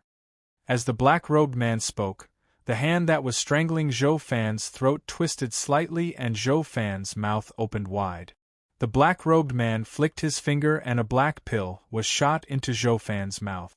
Zhou Fan only smelled a fishy smell, and then the pill dissolved in his mouth, flowed into his throat and stomach, and could no longer be found. "You can only get the antidote after completing the task," the black-robed man said in a muffled voice. "Either they die or you die." Plop! Zhou Fan's body fell to the ground. He covered his neck and gasped for fresh air. If he had been strangled for 1 or 2 more seconds, he felt that he would have died. When he finally recovered, he raised his head to look for the black-robed man but found that he had already disappeared. The river bank and the mountain ridge were gone, as if they had never been there. More strangely, he found that the black-robed man didn't even leave footprints. There was only a trail of footprints on the snow. Zhou Fan's body tensed up and his hair stood on end. He was extremely frightened.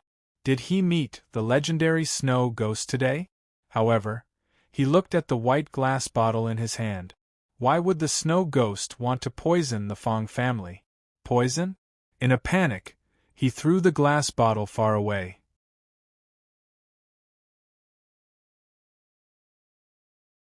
Chapter 400. Zhou Fan vomited until his heart and lungs were torn apart. Again and again, he stuck his fingers into his mouth and dug, then lay on the ground and vomited. He vomited his lunch, his bile, and even his internal organs, but he was still not sure whether he had succeeded or not. He was very sure that the black-robed man put poison in his mouth. If he could not complete the task, he might die from the poison because there was no antidote. However, if he completed the task, then, would anyone from the Fang family be alive? He did not want to die, nor did he want the Fang family to die. Yes, he hated the Fang family, and he hated Fang Yan, but it was not to the point where he could not live or die. He wanted to spit out the pill, and he wanted to pretend that nothing had happened. However, no matter how hard he tried, he knew better than anyone else that he was actually doing useless things. He lay down in the snow, powerlessly, letting the cold wind blow on his cheeks, letting the scattered snow cover his body. He opened his eyes and looked at the vast sky. At this moment, the sky was just like his current mood. He was a little regretful. Why did he come here to see the little green mountain? Wasn't it enough to see it from afar? He began to hate again. He hated Fang Yan, hated the Fang family. If it were not for Fang Yan, if it were not for the Fang family, how could he have encountered such a thing? How could he be forced to take poison? Even his own wife was the same. That hateful woman, why did she force him and his father to come to this damned place to celebrate the spring festival? He still hoped that this was not true, that the black-robed man was Fang Yan or his friends in disguise, and they were just punishing him for belittling them. This was actually a realistic farce. He lay in the snow for a long time, until the phone in his pocket rang. Only then did he come back to his senses. He got up from the snow, took out his phone, glanced at the caller ID, then hung up and turned off the phone. He did not want to talk now. Either they die or you die, the black-robed man threatened him with a hoarse voice. This was really a dilemma. He did not want to die, he could not die, he must live. However, was this the reason for wanting the Fang family to die? He searched around and finally found the transparent glass bottle in the snow. As long as he poured the drop of liquid in the bottle into the soup, he would complete the task and receive the reward of survival. He put the glass bottle into the hidden pocket of his windbreaker, patted off the snow on his body, and walked home as if nothing had happened. When Zhou Fan returned to the Fang family, Fang Yijing was already waiting for him at the entrance of the courtyard. Fang Yijing looked at Zhou Fan and said, "Zhou Fan, let's talk." After saying that, he turned and walked towards the room. Zhou Fan followed behind Fang Yijing. After they entered the room, Fang Yijing closed the door. Fang Yijing looked at her expressionless husband and sighed softly. "Zhou Fan, I know you don't want to come here. I know you don't like my family. Even numerology says that you're not happy here. Tomorrow was Chinese New Year's Eve. It was not appropriate to go back at this time. After the reunion dinner tomorrow night, you can go back first with numerology. I rarely go home, so I'll be staying at home for a while. My dad's health isn't good, and I haven't been by his side for many years. This time, I have to stay by his side no matter what to do as a filial son." Zhou Fan held his wife's hand and said, "Why wouldn't I want to come? I won't come if I don't want to. It's not that I don't like you, it's just that there's some misunderstanding. I'll stay and have reunion dinner with you. If there's nothing else after Chinese New Year, I'll stay with you for a few days. Your family is my family." "Zhou Fan?" Fang Yijing looked at her husband in shock. How did he change so much in such a short time? He didn't answer her call and even turned off his phone. Wasn't it because he was unhappy with her and her family? Zhou Fan grinned and said, "I figured out a lot of things just now. I do have a problem with my body. I'll talk to them." "Zhou Fan, thank you." Fang Yijing held her husband's hand tightly and said gratefully. They ate dumplings on Chinese New Year's Eve. According to the old rules of Swallow Fort, although dumplings weren't the main dish for reunion dinner, it was an essential reunion dinner. Fish, meat, seafood, and wild vegetables were the main dishes. After eating and drinking, they would eat a few steaming dumplings. Oil would be left at the corners of their mouths, and their lips would smell fragrant. That beautiful feeling of happiness could last from the old year to the new year. On the afternoon of Chinese New Year's Eve, Fang Yan didn't go out. He stayed at home with his mother and 3 aunts to make dumplings. His mother, Lu Wan, took out 2 pieces of white jade from her purse. After washing them with clean water, she solemnly put them into the dumpling bag and said, "These are auspicious dumplings. Whoever eats them will be the luckiest person." Fang Menjing's face was full of joy. She said crisply, "I'll definitely eat them." Eldest aunt, Fang Yisan, took a look at the white jade and joked, "You're really generous." Zhou Mingli was sitting on the sofa playing games. When he saw his aunt put the white jade into the dumpling bag, he said in disgust, "Disgusting. I hope I didn't eat them." Fang Yen raised his eyebrows and was about to get angry. Lu Wan gave him a look to tell him not to cause trouble. Fang Yen didn't want to make his mother angry on Chinese New Year's Eve. He washed the flour on his hands and said to Zhou Mingli, "Mingli, didn't you want to see me split the brick with one hand? Let's go. I'll show you." Zhou Mingli looked at Fang Yen in confusion and said, "You're not lying, are you?" "How can I lie about this?" Fang Yen asked with a smile. "Are you worried that the brick is fake or that the hand is fake?" Zhou Mingli thought for a while and exited the game. He said, "I'd like to see if you're bluffing." Fang Yijing looked at Zhou Mingli, who followed Fang Yen out. She said worriedly, "Will Mingli be okay?" Lu Wan looked at her and said, "Don't worry. Fang Yen knows what he's doing." Fang Yisen looked at his sister and said, "Yijing, you should also persuade them to come back happily and have a happy New Year's Eve. Isn't that great?" Fang Yijing smiled softly and said, "We talked yesterday. Zhou Fan said he thought through a lot of things. He said there's a misunderstanding and he'll get along well with everyone." Fang Yisen nodded and said, "That's more like it. He's also the son-in-law of the Fang family. Otherwise, how could he have the chance to come to Swallow Dock to eat and drink?" Fang Yijing smiled and didn't answer. People in Swallow Dock were born proud, but people outside thought that Swallow Dock had nothing to be proud of. The contradiction was too big. No matter how hard she tried, she couldn't solve it. Some things couldn't be said too directly. If she told her husband that Swallow Dock was actually Hua Xia's guardian, Zhou Fan would definitely suspect that she had some mental illness. In the era of technology, who would believe that a group of people like that existed? Fang Yen took Zhou Mingli to the bank of Shihizi and picked up an intact blue brick in the corner of the backyard of the Li family. He handed the brick that still had ice on it to Zhou Mingli and said, "You lift this brick, I'll break it." "How do I lift it?" Zhou Mingli didn't care about getting his hands dirty. He grabbed the blue brick and asked. "Raise both hands," Fang Yen said. "Hold one corner with each hand." Zhou Mingli lifted the blue brick above his head according to Fang Yan's instructions and asked, "Like this?" "Like this," Fang Yen said. "Lift it up." Fang Yen told him and started pretending to control his qi. His mouth was tightly shut, and his cheeks were puffed up like a frog that was filled with air. "Open!" Fang Yen slapped at the blue brick. Zhou Mingli's body took a few steps back, but the blue brick was intact. There wasn't even a crack, let alone being split in half. Zhou Mingli straightened his body and looked at Fang Yen with disdain. He said, "Can you do it or not? If you can't, I'll go back. Who wants to see you show off here?" "Try again," Fang Yen said embarrassedly. "The angle just now was wrong. You lift the blue brick and I'll split it again. I can do it this time." Zhou Mingli thought about it and felt that it didn't matter since it was already here, so he lifted the blue brick again.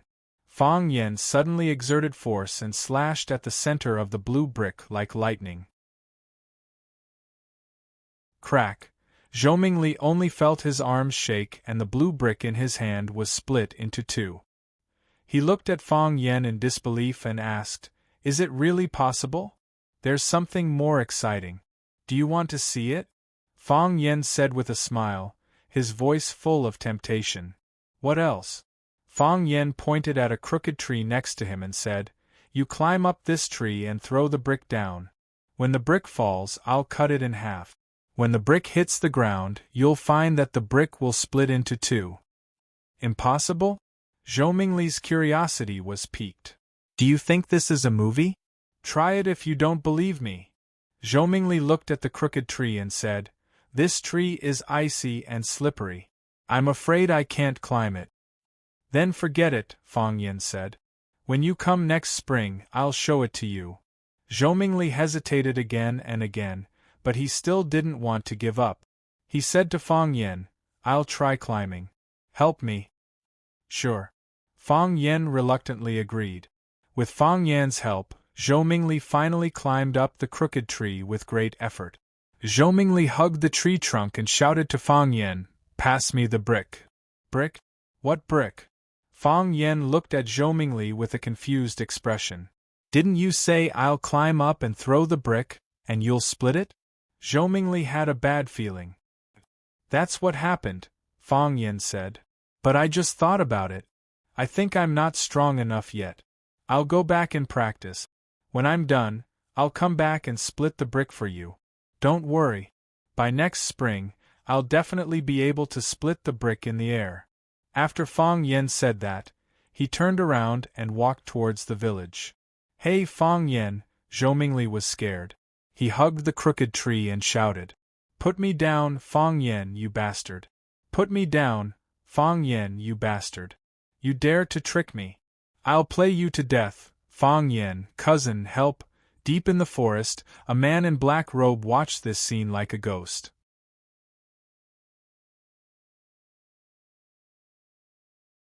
Chapter 401. Come back quickly, I can't handle it alone. The tree trunk was too tall, the bark was too slippery, and it was covered with a thin layer of ice. If he wasn't careful, he might slip and fall to the ground. Zhou numerology relied on Fang Yan's help to climb up. Now that Fang Yen said that he had to go back to practice again, it was possible that he could only come back next spring to perform the act of splitting bricks in the air. If he lay here and waited until next spring, before the tree sprouted, it would probably sprout on his head. Of course, he also knew that it was going to be New Year's Eve dinner soon. If his family couldn't see him, they would definitely come out to look for him. His life wouldn't be in any danger. However, the wind and snow were strong in the forest beside Stone River. Not to mention 1 or 2 hours, even 10 or 20 minutes would be a torture. He really hated Fang Yen to the core. Why hadn't he been beaten to death by his parents when he was young, this naughty kid who specialized in destroying things and scheming against others? Fang Yen, come back, help, someone help me. Zhou Mingli screamed himself hoarse, but no one could hear his helpless pleas. In the depths of the forest, a pair of gray eyes stared at him without blinking. The black robe was wrapped tightly around his body. Even the arrogant cold wind couldn't remove it from his body. He held a thin blade in his hand. As long as he gently tossed it out, the screaming child would most likely die. After a long time, he finally made his final decision. He turned around and sprinted towards the top of the small green mountain. Gone in a flash. When Zhou Mingli came back, his face was swollen, his nose was covered in tears and mucus, and he couldn't stop coughing. His hair, which was originally made with hair clay, was blown into a chicken's nest shape. The 4 sides were swollen and the middle was bald. It could be the new trend of swallow fort. Zhou Mingli couldn't hold it in any more when he saw Fang Yijing. He cried out, "Where's Fang Yen? Where's Fang Yen? That bastard, he purposely tricked me. He tricked me to the tree and ran away. I couldn't get down alone, I almost fell to my death." Fang Yijing knew that Fang Yen would punish her son. It was not Fang Yan's style to do nothing. But when he saw Zhou Mingli's miserable state, he felt a little distressed. He quickly pulled Zhou Mingli into the room and said, "Why are you shouting? Quickly go back and change your clothes. My God, my clothes are about to turn into popsicles. It's Fang Yen. This bastard son of a bitch, I'm going to fight him to the death. He dared to bully me, I'm not going to let him off easy, Pa." Zhou Fan slapped his son on the head. "Shut up." Zhou Fan snapped. "Who told you to talk to your cousin like this? You have no respect for your elders. Is this what we taught you?" His father's anger was still a deterrent. Seeing that Zhou Fan was angry, Zhou Mingli didn't dare to make a scene again. He wiped his tears and said, "So we'll just let it go? I was bullied by him for nothing? Why should he? Because he is your elder brother," Zhou Fan said with a tough attitude. "If you talk to your elder brother like this again, I'll teach you a lesson even if he doesn't do anything. You." Zhou Mingli wanted to rush up and fight with his father. He felt that everyone was bullying him. Even his father had betrayed him and joined the enemy's side. As his mother, you need to discipline him, Zhou Fan said to Fang Yijing. Hearing the commotion, everyone in the Fang family turned their gazes over. Lu Wan came out and advised, "Talk to the child, don't touch him." Fang Menjing giggled and said, "Big brother Fang Yen has been beaten a lot. You little girl." Lu Wan was amused by Fang Menjing's words. She grabbed the 2 braids on her head and said, "If you dare to talk to adults again, I'll sew your mouth shut with a needle." Fang Menjing quickly covered her mouth with her hand, worried that her aunt would really sew her mouth shut with a needle. If that happened, she wouldn't be able to eat delicious food. Only a stick can make a filial son. Children should be strictly disciplined. If they are like this now, what will happen in the future? Zhou Fan said. While everyone was comforting Zhou Mingli, Zhou Fan left the room and went to the kitchen. It was Lunar New Year's Eve. The 2 old maids of the Fang family were busy preparing dinner for the family. Seeing Zhou Fan come in, the old maid who was washing the vegetables asked with a smile, "Young master, why are you in the kitchen?" "I'm here to find something to eat," Zhou Fan said with a smile. "I ate quite a lot in the afternoon. I didn't expect to be hungry at this hour." "It's easy to boil oil in a cold place," the old maid said. "There's fried rice balls and braised pig's face meat. Should I make a bowl of rice balls and cut a plate of pig's face meat for you to fill your stomach?" "Sure," Zhou Fan said with a smile. "Cut a plate of pig's face meat." The old maid wiped her hands on her apron, then took a pig's ear from the pot and cut it into strips. Zhou Fan stood next to the old maid and pretended to watch her cut the meat. But when the old maid's body blocked the other old maid's view, he quickly unscrewed the white bottle of potion in his hand and poured it into the soup pot.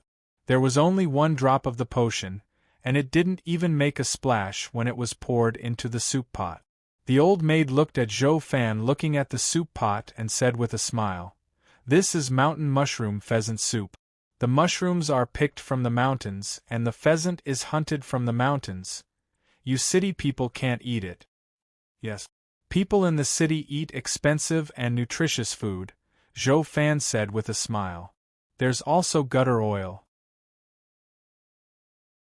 Drink a bowl later to replenish your vitality," the old maid said. She deftly put the pig's ear on a plate, then handed a pair of chopsticks to Zhou Fan and said, "Young master, eat this first." "Thank you." Zhou Fan took the plate and said gratefully. When Fang Yen came back from outside, Zhou Mingli was already sitting on the living room sofa playing games. When he saw Fang Yen come in, his eyes almost shot out thousands of sharp little swords to stab Fang Yen into pieces. Fang Yen sat next to Zhou Mingli and asked with concern, "Cousin, you're back? Did you catch a cold?" "Fang Yen, don't be mean to me, I'll be even more mean if you're mean to me." Fang Yen interrupted him and said with a low voice, "You've seen it, I can break a brick with my bare hands. If I cut your spine with a knife, do you think you can still stand up? Don't you dare. Do you want to try?" Fang Yen said with a smile. "I have inner force. If I hit you, you won't feel it on the spot, but after a month, the side effects will slowly show." Zhou Mingli felt a chill on his back.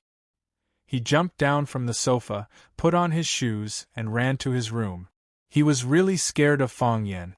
Fang Yen smiled silently. This pair of father and son was really worrisome. After the Fang family worshipped their ancestors, they poured 3 glasses of wine in the direction of the stone tablet at the entrance of Swallow Dock village. Fang Yen personally went to the backyard to bring a few dishes to the old drunkard, and drank 2 glasses with him. The Fang family's New Year's Eve dinner also officially began. Fang Huwei sat at the head of the table, Fang Yixing sat below, and then Fang Hao, Zhao Qingxin, Zhou Fan, Fang Yen, Zhou Mingli, and several other juniors of the Fang family sat below. Lu Wan and the other women sat on the other side of Fang Huwei according to seniority. Fang Huwei looked at his descendants sitting on both sides of the table.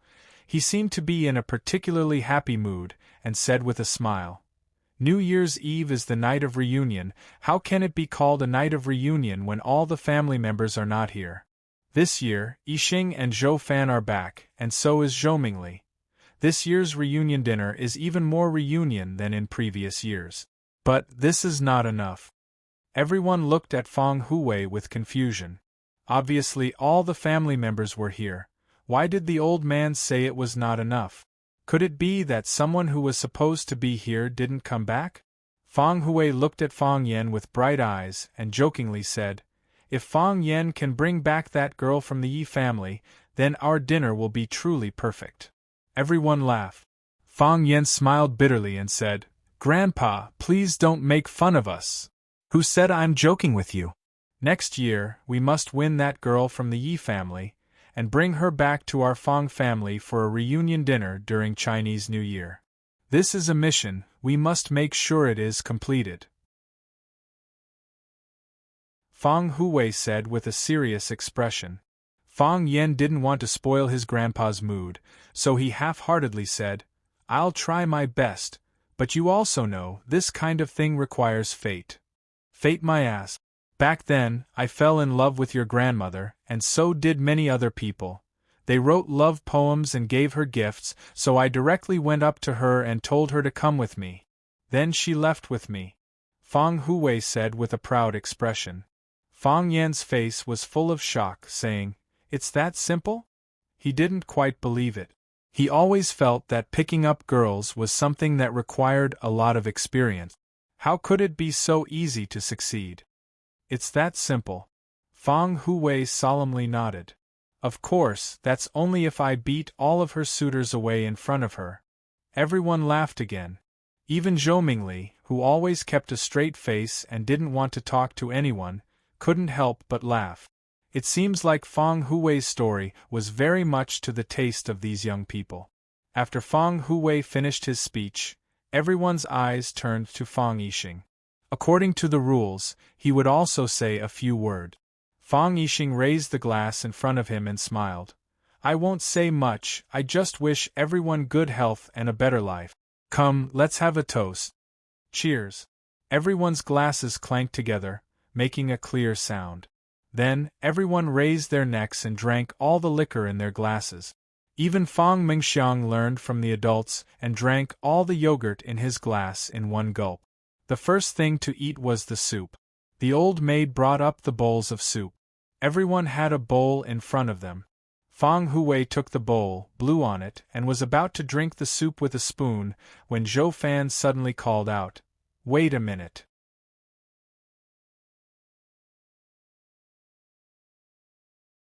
Chapter 402. Zhou Fan suddenly spoke. Everyone put down their bowls of soup and looked at him with puzzled eyes. On such an occasion, drinking soup while others were talking was indeed a very impolite behavior. The Feng family was very polite. Zhou Fan's face was slightly red, and his forehead was covered with fine beads of sweat due to nervousness. Of course, it could also be because of the smoke from the soup pot in front of him. His legs, which were placed under the table, were trembling slightly. His stomach secreted a large amount of saliva, and then he quietly swallowed it, mouthful by mouthful. He was a little evasive, not daring to look at anyone's eyes. But he soon realized that this kind of evasive behavior was actually a kind of guilty conscience, so he quickly raised his head. Feng Huwei looked at Zhou Fan with a smile and said, "Don't be nervous. We're all family, so what can't we say? Children's words carry no harm. In front of me, you're all a group of children. Even if you scold an old man like me tonight, I won't get angry with you. At most, I'll be taught a lesson by my disciples and be done with it. Do you think I'll become enemies?" Zhou Fan smiled awkwardly, looked at Feng Huwei and said, "I have a few words to say. I want to toast you first, Dad." Everyone laughed. Feng Yixing looked at Zhou Fan and said, "I thought it was something serious. If you want to toast, we won't stop you. But I've already told the old man during dinner that he can only drink 3 glasses tonight. After 3 glasses, he's not allowed to drink anymore. He's already clinked glasses with everyone, so if you want to toast him, this will be the 2nd glass. But I can't guarantee whether the old man will drink it or not." Zhou Fan raised the glass in front of him, looked at Feng Huwei and said, "Dad, I want to apologize to you. All these years, I've done a lot of bad things. You handed Yi Yen to me, but I've always let her suffer. Especially in recent years, because I've made some small achievements at work, I feel that I'm unbeatable and look down on everyone. The last few times Yi Yen came back to see you, I pushed her away with the reason that I'm busy with work. I'm really busy with work. But if I really want to take a leave, I can find time to come. I just think. Do you think our Fong family is too poor and Swallow Dock is too remote? Fong Hui asked directly. Zhou Fan felt even more ashamed and said, yes. I always felt that Swallow Dock was too remote, and the people here always had a straight back, and they walked with vigor, as if they were more powerful than anyone else. I feel very uncomfortable in my heart. Zhou Fan gulped down the wine in his cup and said, I know I was wrong. No matter how remote Swallow Dock was, it was still the hometown of Yi Jing. No matter what, the Fong clan is still my family. I shouldn't have come here with an attitude of showing off and pride. Otherwise, I wouldn't have been hit on the head again and again. Fong Hui touched his big bald head, looked at the juniors present and asked, do you think I should drink Zhou Fan's toast? We should drink. Fong Menjing and Fong Mingxiang shouted. Children loved to join in on the fun. You should drink, Fong Yixing said.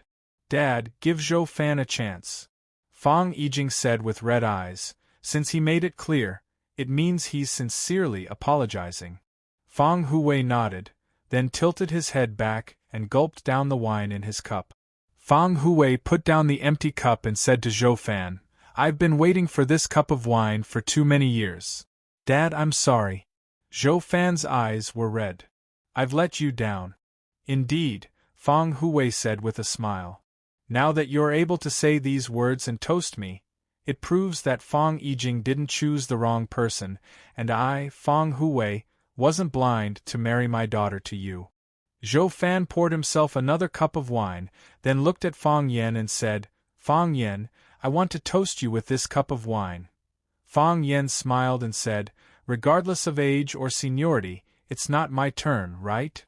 Fong Yen, I must toast you with this cup of wine, Zhou Fan said with a firm tone. There's been some conflict between us, and I know you've always been very dissatisfied with me as your uncle.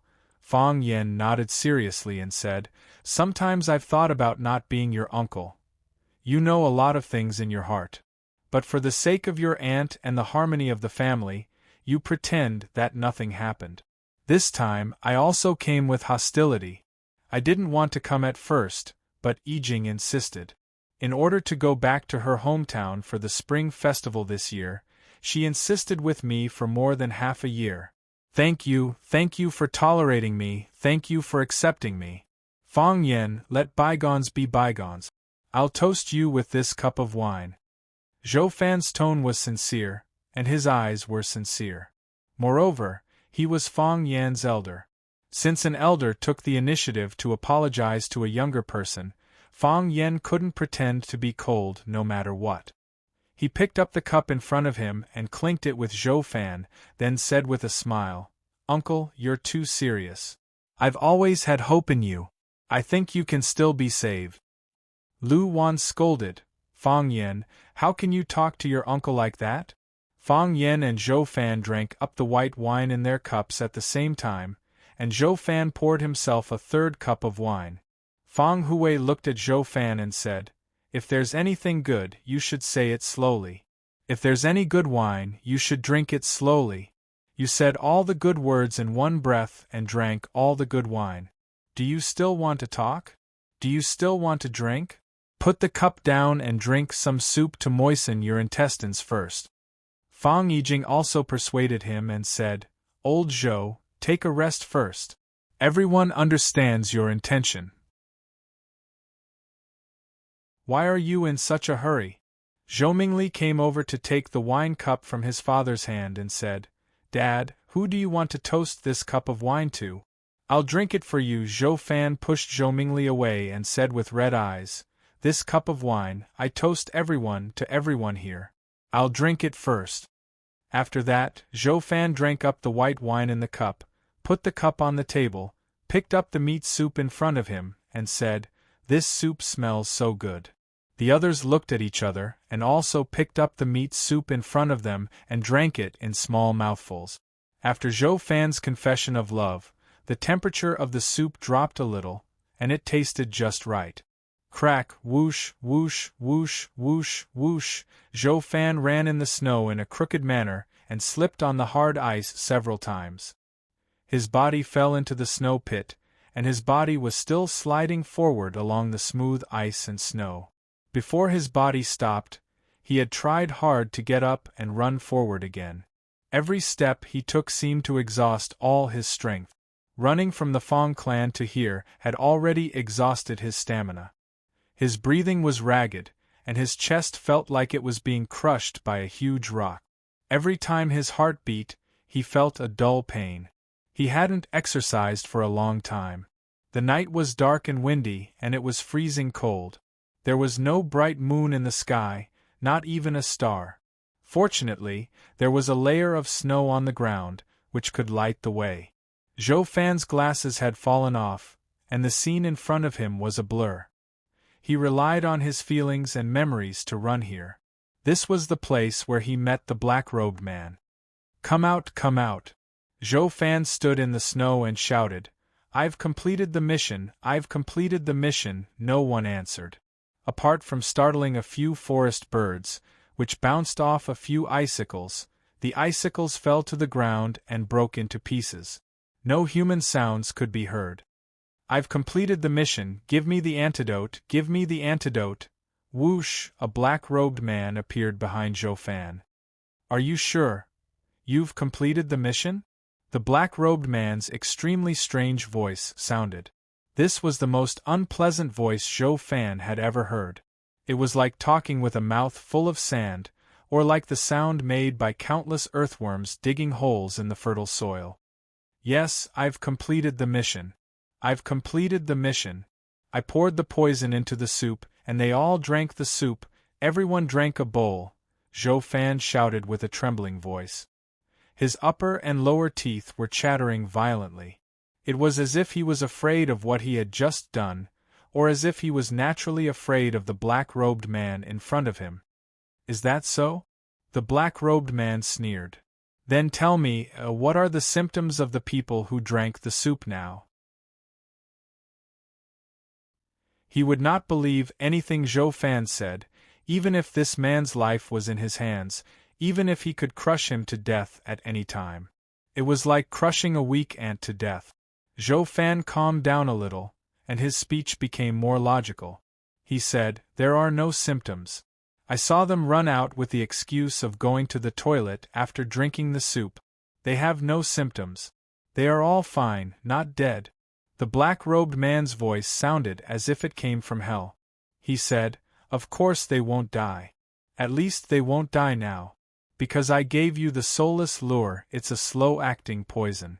It will fuse with the blood, destroy the human body's hematopoietic function, corrode people's spiritual will, and slowly turn normal people into waste. Finally, after 3 months they will die as if they have a chronic disease." This was swallow fort. How could they casually kill an entire family? However, if it was this kind of silent death, by the time they knew the truth, it would already be 3 months later. At that time, who could find traces of them being poisoned? Time was the best accomplice, and it could cover up the key evidence left by the murderer. It's fine if it's an ordinary person, but for those who practice martial arts, the more profound their inner strength is, the more painful it is when they die.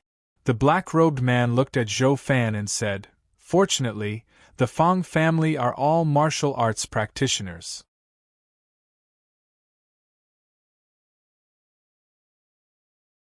Chapter 403. Without spirit, one would lack strength. Without energy, there was no divine light. Spirit, qi, and spirit were indispensable to martial artists. The three depended on each other and promoted each other. Zhou Fan didn't know kung fu, nor did he know anything about inner force. However, he could tell from the name that the soulless attraction was obviously meant to attract people's souls. If a person lost his soul, it was equivalent to losing his essence, chi, and spirit. What was the difference between him and a useless person? The worst thing was that this thing fused with the blood and destroyed the human body's hematopoietic function. Without the ability to produce blood, how long could one live? Zhou Fan didn't have time to study this. He stretched out his hand and said, "I'll listen to you. I've completed the task. Give me the antidote, quickly give me the antidote. I feel like I'm going to die, I'm going to die." The pill that the black-robed man fed him was equivalent to a ticking time bomb. It could detonate in his body at any time and take his life away. The threat of death in the next second was too torturous. If he didn't have more important things to do, he would have collapsed a long time ago. He needed the antidote. He needed to get rid of the poison in his body and defuse the bomb. That way, he would have a slight sense of security. This was also the biggest motivation for him to persevere. He didn't want to die. After a moment of silence, the black-robed man asked, "Your wife and children, did they drink that bowl of soup?" Zhou Fan's body trembled violently as he looked at the black-robed man in horror. This was a rather sensitive and difficult question to answer. If he said that he drank it, then the black-robed man would be suspicious. What kind of person would kill his own wife and child? Could such a person be trusted? If he said that he didn't drink it, then the black-robed man would be even angrier. If you reminded your wife and child, would you also remind the rest of the Fong family? If his actions of reminding his wife and children alerted the Fong family, then wouldn't this mission fail? You drank it? Or did you not drink it? The black-robed man was very concerned about the answer to this question and asked. "Yes, they drank it." Zhou Fan's teeth chattered as he cried, "I was afraid of alerting them, so I didn't remind them. They also drank that bowl of soup. Give me the antidote to the soup, I want to save them." Ga, the black-robed man laughed. His laughter was even more ear-piercing and unpleasant than his voice. "People call us beasts. You are the beast." The black-robed man looked at Zhou Fan and said, "In order to save his life, he can even sacrifice his wife and son. If this isn't a slow-acting poison, the poisoned person will die immediately. Or if I tell you that there is no antidote for this soulless attraction, would you feel a little guilty?" "Give me the antidote." Zhou Fan was like an enraged mad dog. Death had reduced his fear of the black-robed man. He reached out to the black-robed man and roared, "Give me the antidote! You promised me, as long as I help you complete the mission, you'll give me the antidote." "I did promise you," said the black-robed man. His wide sleeves didn't move at all, but a small red glass bottle flew out from there. Zhou Fan took the vial and asked, "Is this the antidote?" He was a little uncertain. Why did the black-robed man give him the antidote so readily?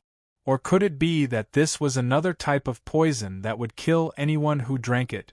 "This is the antidote," said the black-robed man. "You can only choose to believe it. Because if you don't drink it, the poison in your body will also kill you." Zhou Fan no longer hesitated. He unscrewed the cap and poured the red potion into his mouth. A strong fishy smell wafted out, causing Zhou Fan to retch in disgust. "Don't vomit," said the black-robed man.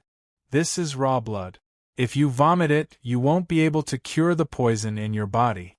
The soulless attraction is a slow-acting poison, but the poison in your body will immediately break your meridians and cause you to bleed to death. Every hair on your body can bleed. You must have never seen such a scene, right?" Zhou Fan forcefully swallowed the thing he was about to vomit back. He looked at the black-robed man and said, "Give me the antidote. I want to save my wife and child." "Do you think you still have a chance to save your wife and child?" asked the black-robed man in a deep voice. Zhou Fan staggered back and asked in panic, "What are you doing?" "Of course I'm going to kill you," said the black-robed man. "I promised to give you the antidote, so I'll give you the antidote. However, I didn't say that I wouldn't kill you after giving you the antidote. Stupid animal, you're the only one who knows. How can I let you leave alive? As soon as he finished speaking, the black-robed man's body disappeared. A gust of wind swept past. Zhou Fan thought he was going to die. His limbs were numb, and his whole body had been frozen into ice. Or was he already dead? This gray world was really like hell. But does hell also snow? When he felt that he could still breathe, when he heard his heart beating fiercely, he realized that he was still alive. He didn't understand what was going on. His mind was still stuck on the scene of the black-robed man rushing towards him. His speed was too fast, like a thick fog wrapping around him. What happened after that? You're not dead, a familiar man's voice sounded behind him. Zhou Fan turned around and looked at Fang Yan's eyes. His body powerlessly fell to the ground and said, "You're finally here. It's better to come at the right time than to come early." Fang Yan's gaze was fixed on the black-robed man's face, and he said, "Don't you think so?" "You." The black-robed man looked at Fang Yan, then looked at Zhou Fan, who was lying on the ground without the strength to move, and said with a voice full of resentment, "Did you plan to set up an ambush?" Zhou Fan came out to ask for the antidote, and when he was about to kill him, Fang Yan appeared in time to save Zhou Fan. If the appearance of these two people was just a coincidence, the black-robed man wouldn't believe it no matter what. "Don't act like you're angry," Fang Yan said with a sneer. "You sent someone to kill me, so I should be angry. What right do you have to be angry? The reason why your assassination didn't succeed is because your plan was too stupid. Now you can take off your black robe. I'm really curious what kind of person hates me so much that they want to exterminate my Fang family." The black-robed man's facial expression was hidden in his hood, and from where Fang Yan stood, he could only see a pitch-black hole. Not even the outline of the face could be seen, which made it very difficult for Fang Yan to distinguish. However, it was also because of this that he suspected that this person was someone he was familiar with. Otherwise, why would he dress up like a medieval wizard to hide his identity? The black-robed man sneered and said, "Since you're so curious, then come and take it off yourself." As the black-robed man spoke, he leaped up again. The wide black robe on his body spread out, and it was as if a black wall had appeared in front of Fang Yan out of thin air. Fang Yan was not afraid of the unknown darkness, and with a tap of his toes, he charged toward the black wall. Before he got close, a powerful qi was released. Fang Yan's body soared into the air like a crane, and his movements were as smooth as flowing water. He punched toward the black-robed man's chest. But the powerful qi hit the black-robed man's chest, and the black-robed man quickly floated backward. Fang Yan's legs kicked off, and with the help of drunken crane rides the wind, his body accelerated in the air. His body shot out like a cannonball, fiercely charging toward the black-robed man. When Fang Yan got close to the black-robed man, he slammed his palm toward the black-robed man's head. The black-robed man's head shrank, and he unexpectedly disappeared from the hood. Without the support of his head, the hood collapsed in an instant. Fang Yan's palm struck empty air, and his body moved forward in a straight line due to inertia. But the black-robed man's wide sleeve swung over, and he began to counterattack. The sleeve carried a powerful qi, and it was like a huge steel palm leaf fan. Before the sleeve could hit a person's body, the strong wind had already swept the person away. Fang Yan did not retreat but instead advanced, and his body accelerated again. The Tai Chi heart spun, and the Tai Chi realm completely unfolded. In Fang Yan's mind, the swung sleeve turned into a square with 4 black lines. Of course, in Fang Yan's eyes, its speed was already astonishingly slow. Fang Yan stretched out his hand like lightning, and grabbed a corner of the sleeve. His legs exerted force, and his body rose into the air again. In the air, he used pushing 1,000 jin with 4 liang, and using his strength as a guide, he levered the huge black-robed man. His body spun in the air, following the path of the Tai Chi heart. With this rotating force as a carrier, Fang Yan's body was able to maintain its momentum in the air and no longer fall. Then, he pulled the black-robed man and spun like a windmill. Every time he spun, he would reduce some of the force. After they spun countless times, the black-robed man's strength had been completely reduced. Fang Yan dragged the black-robed man to the ground. He knew that the black-robed man had become a lamb waiting to be slaughtered. He wanted to tear apart his black robe, take off his black hat, and finally cover him with the white cloth that represented death. He hated the black-robed man to the core. Rip, a crisp sound was heard. The sleeve in Fang Yan's hand could not withstand the pull of gravity, and suddenly broke. Fang Yan reacted quickly, and punched the black-robed man's head. He was never a picky person. In his opinion, he could first see the black-robed man's true face, and then smash his head, or he could first smash his head, and then see the black-robed man's true face. Perhaps at that time, he would no longer be able to see clearly. Who cared? Bam! Fang Yan's fist landed solidly on the black robe. Unfortunately, it was only the black robe, and not the black-robed man's body. The black-robed man actually used the black robe as a disguise, and played a clever trick of a cicada shedding its carapace. He slid down from the bottom of the black robe. Earlier, Fang Yan landed on the ground, and then swung his right hand, and a blood-red thread shot towards Zhou Fan, who was lying on the ground.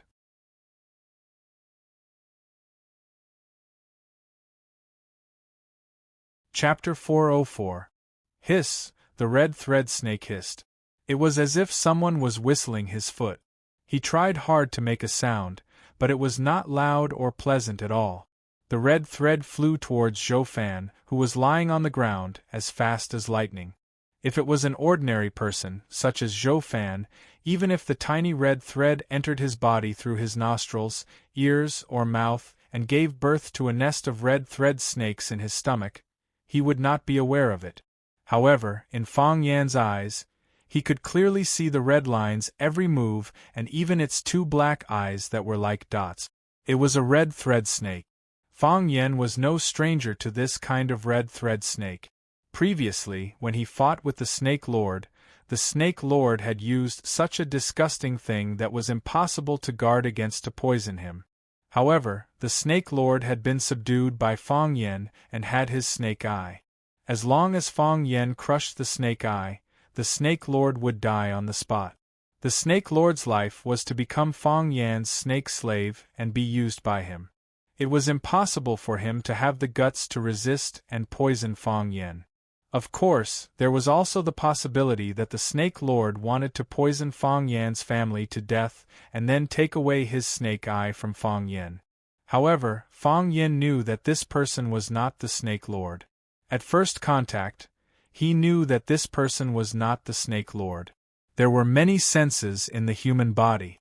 Fang Yan was quite confident in his combat sense. Zhou Fan was lying on the snow silently. After a day and a night of suffering, his physical strength had been exhausted. He had just experienced a life and death crisis. Because of the appearance of Fang Yan, he could not hold on any longer. He directly lay on the ground and fainted. Zhou Fan did not have the ability to save himself, and Fang Yan could not just watch his uncle get killed by the red thread snake. Although he had said not to let him down, he could not really abandon his uncle. It was a matter of life and death. His life was hanging by a thread. Fang Yan's Taiji heart spun even more crazily. The airflow formed a white whirlpool that could devour everything. Fang Yan felt a sharp pain in his dantian, as if the heat from the rotation was going to burn his skin and flesh. The Taiji domain was unleashed to the extreme, and the movement of the red snake turned into a tiny line. Even though he started later, he arrived first. Fang Yan's body flipped and jumped in the air, chasing after the red-lined snake that was about to enter Zhou Fan's body at a ghostly speed. Seeing that the red thread viper was about to land on the ground and attack, Fang Yan suddenly threw out the corner of his robe that he was holding. The lower hem of the robe contained an abundant amount of Taiji energy. It was like gold or iron, a murderous weapon. Hoo, wherever the hem of the robe passed, the air was ignited by its heat, emitting a crisp, crackling sound. In front of it there was a rectangular, airless vacuum. His sleeves whipped the red thread snake's body, sending it flying. Hiss, hiss, hiss. The red-lined snake let out a few weak cries and fell to the ground. It had already become a dead snake. Fang Yen rushed over and stepped on it. Crack! The red-lined snake's body and the snow on the ground were stepped on by Fang Yen, merging into a pool of red and white mud. The red-lined snake was raised on corpse blood, so the blood inside had a strong stench. Zhou Fan was still sleeping soundly, unaware of the danger outside. Fang Yen saved his uncle and helped him out of danger. When he turned to look at the black-robed man, he had already disappeared. However, when Fang Yen tore off his black robe, he still managed to catch a glimpse of him in a hurry. What kind of face was that? A very ordinary person with a very ordinary face. His skin was as pale as paper, as if he had never seen the light of day. The most memorable thing was that he only had one eye. On the side of his cheek, where he had lost his eye, there was a shocking hole in his flesh. The blood had already drained, the wound had already healed, but the uneven skin and the protruding sarcoma of the meridians were still nauseating. This was a caveman, and also a dead man. When Zhou Fan opened his eyes, his wife Fang Yijing was sitting next to him, looking at him with a worried expression. Zhou Fan's mouth moved, but no words came out. "You're awake." Fang Yijing grabbed her husband's hand and asked, "Are you thirsty? Are you hungry? Do you feel uncomfortable anywhere?" Zhou Fan blinked and asked, "I'm not dead." He remembered that he was already dead.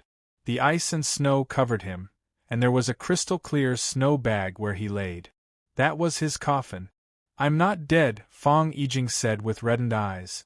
"Fang Yen saved you," Yizichin said. "You didn't lie to me," Zhou Fan said. "What? Everyone in your family knows Kung Fu," Zhou Fan said. "I know Fang Yen knows Kung Fu. I saw him perform Kung Fu. It was amazing, like he was filming a movie. I didn't lie to you." "You didn't lie to me either." Fang Yijing grabbed her husband's hand and smiled. "You said you would get along well with my family, and you really did it." Zhou Fan's expression was full of guilt. "I've let you down. If it wasn't for me..." "You didn't let anyone down." Fang Yijing put Zhou Fan's hand on her face and said with reddened eyes, "Zhou Fan, thank you.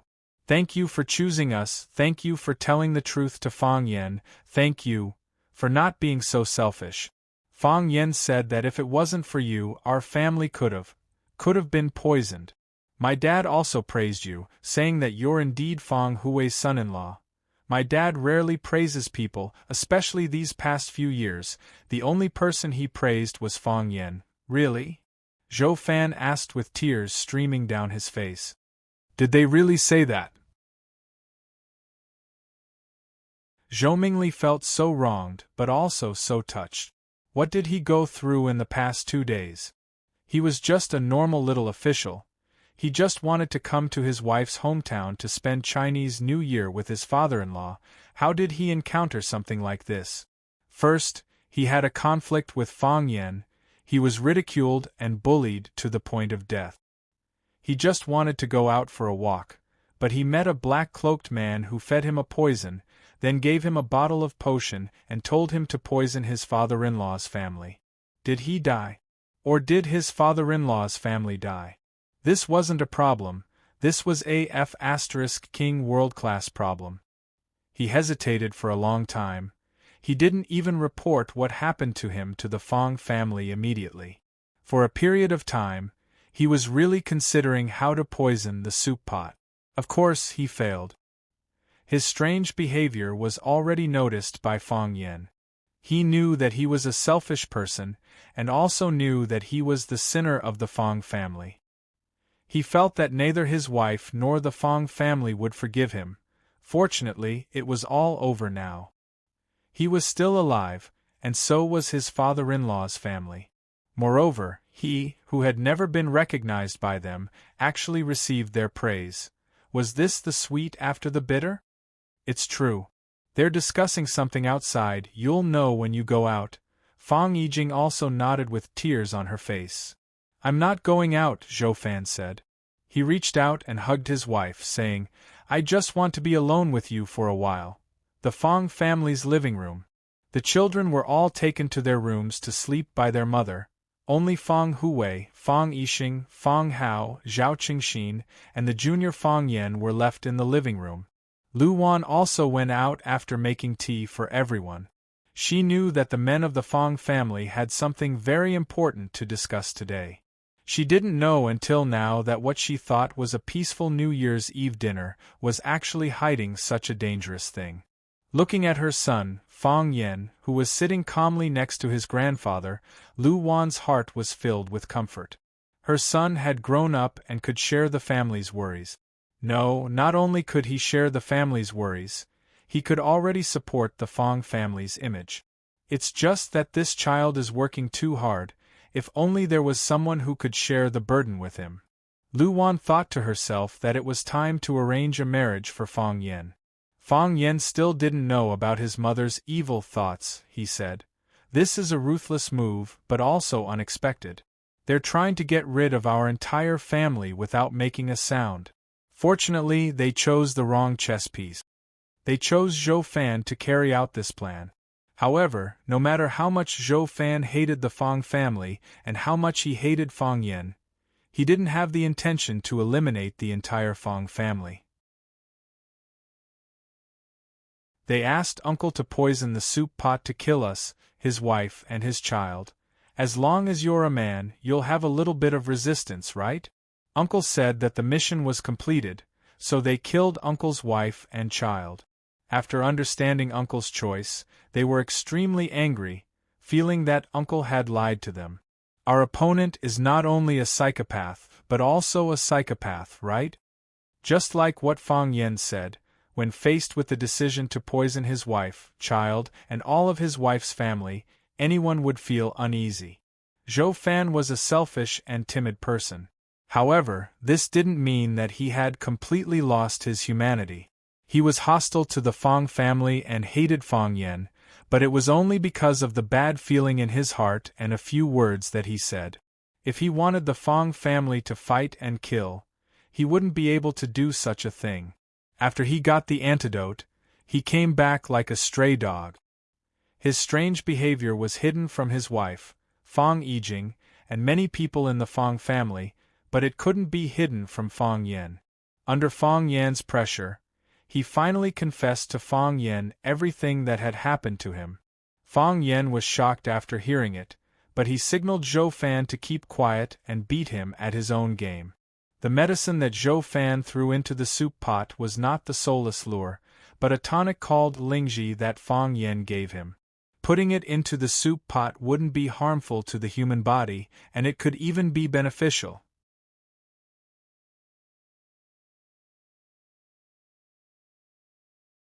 Chapter 405. War was a competition of strength and wisdom. But the most important thing was luck. If Fang Yan didn't notice Zhou Fan's abnormality, if Zhou Fan refused to admit that he encountered the black-robed man and only said that he felt uncomfortable or that he felt uncomfortable when he saw Fang Yan, would the story have a different ending? The real soul-losing attraction was fed into a rabbit's mouth by Fang Yan. The rabbit didn't die immediately after eating the soul-losing attraction, and it didn't look any different from before it ate the medicine. Fang Yan understood that the other party had put in a slow-acting poison. Seeing that the rabbit didn't eat, Zhou Fan asked Fang Yan if it was a prank. Fang Yan didn't believe it was a prank. After so many life-and-death hunts, he knew that those people outside were far more vicious than he could imagine. There was nothing they couldn't do.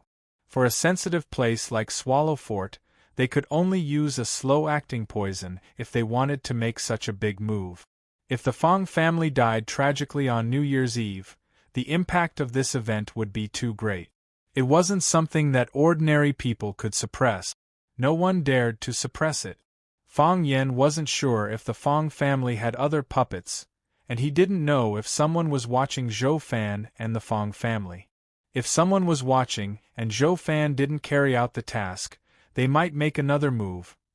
Therefore, he asked Zhou Fan to put the poison in the soup pot according to the plan.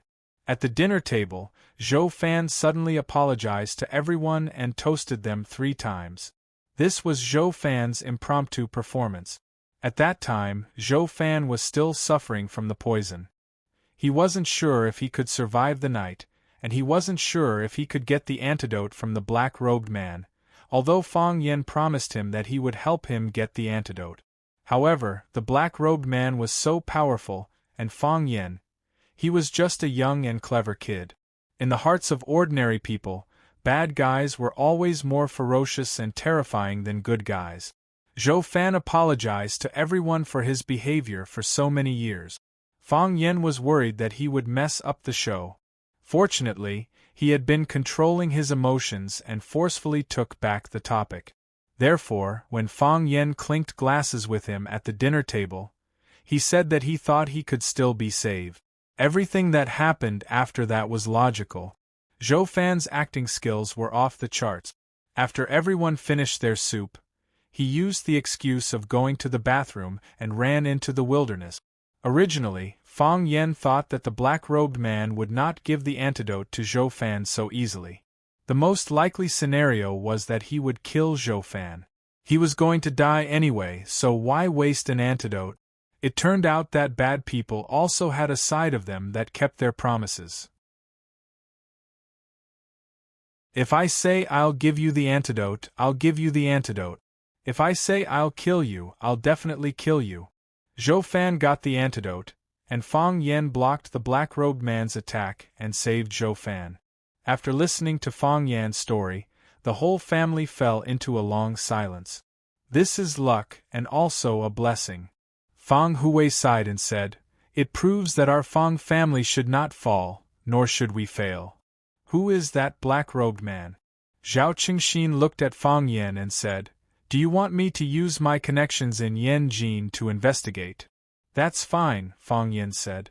"Whether it works or not, we have to show the outside world that we were bullied. It's better to do it sooner than later." "I'll arrange it now," Zhao Qingxin said. "I'll take some people to the mountain to check." "Second uncle, there's no need to check the mountain," Fang Yen said with a smile. "He's gone." Fang Hui nodded and said, "From what Fang Yen said, he's definitely gone. However, after daybreak, send a few good stalkers to take a look. Maybe they can find some clues."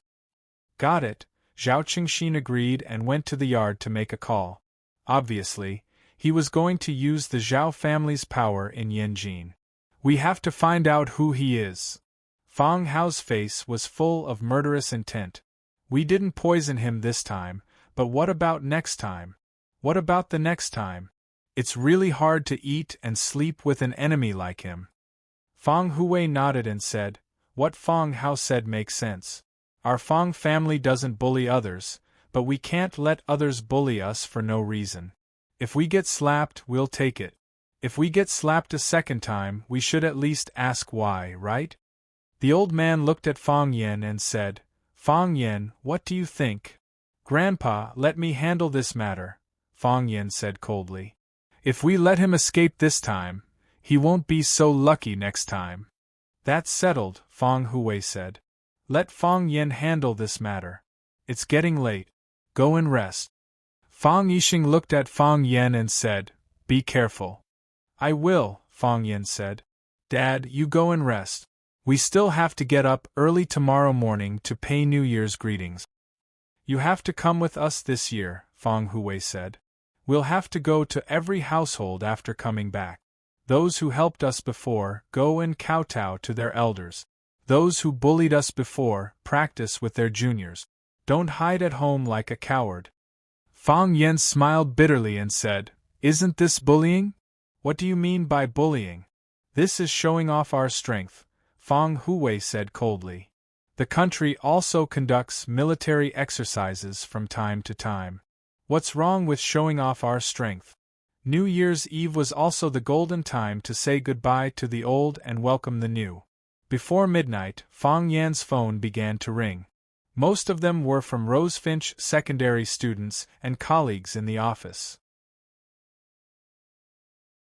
Zhu Jian and Li Mingqiang, who thought they were close to Fang Yan, called him personally.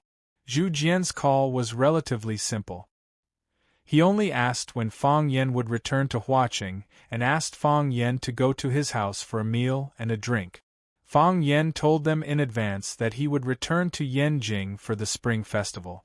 They didn't contact Fang Yan during the holiday.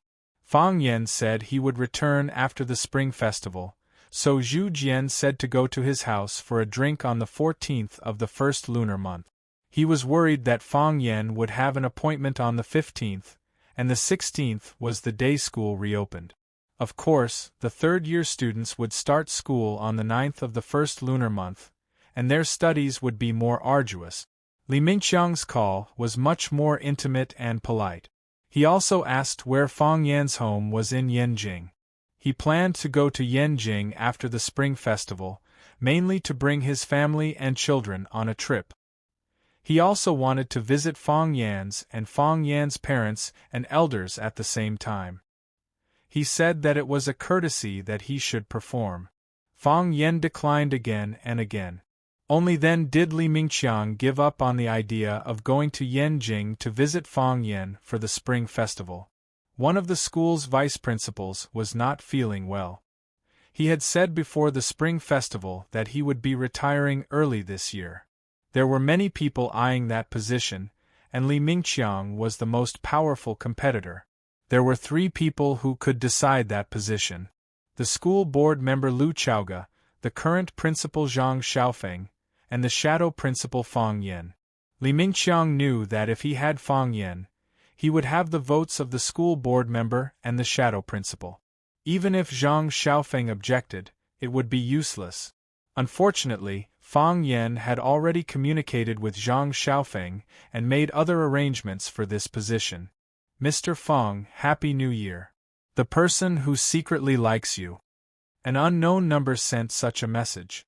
Fang Yan thought of something and immediately dialed that number. The call went through, but it was an impatient boy's voice. Who are you? Who are you looking for? Fang Yan hesitated for a few seconds and took the initiative to hang up. Since the other party didn't want to expose himself, there was no need for him to probe aggressively. At such an age, who didn't have a crush that sounded exciting but was actually sad and pitiful? There was a joke on the internet. It said that you might not remember who sent you a message during the Spring Festival, but you would remember clearly who didn't send you a message. As time went by, it was getting closer to midnight. Fang Yan's phone was getting more and more busy. Fang Yingying and Fang Haohan stayed by Fang Yan's side.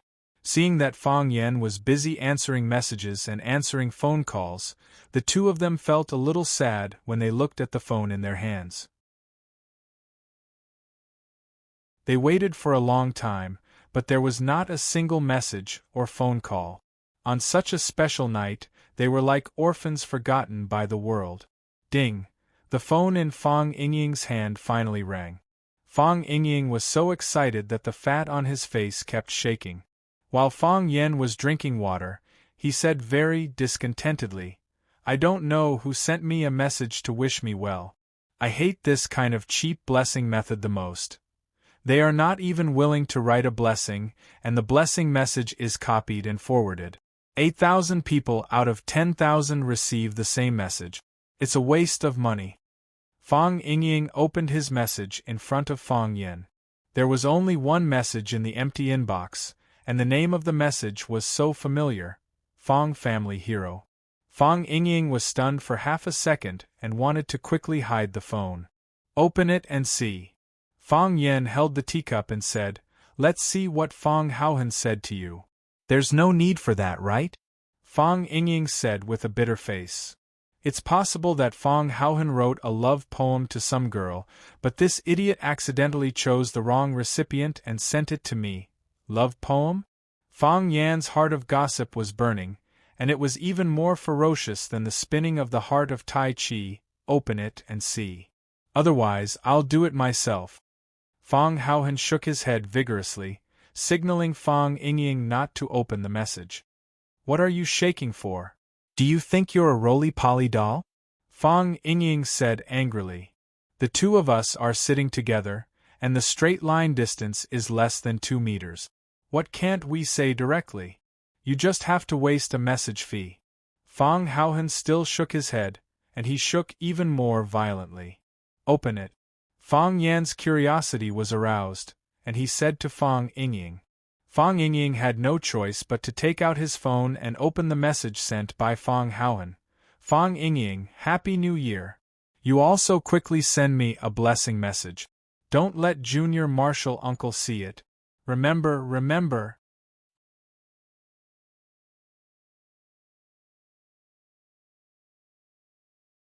Chapter 406. O to the power of O. At first, Fang Yan's expression was like this. Smiley face? Then, Fang Yan's expression changed again. :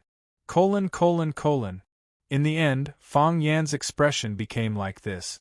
Fang Yan wanted to say something.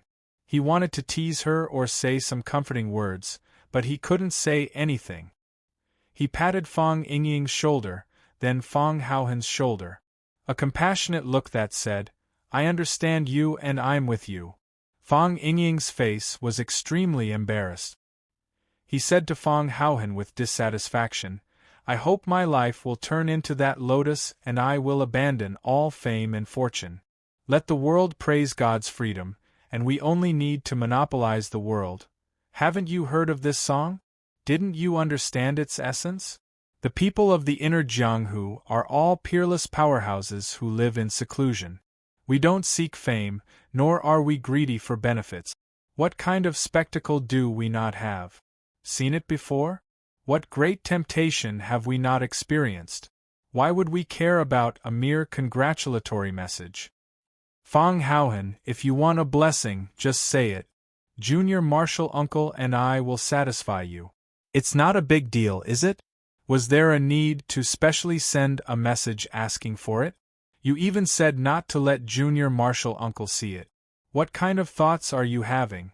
I, Fang Yingying, do things in an open and above-board manner. There is nothing that I cannot say to others.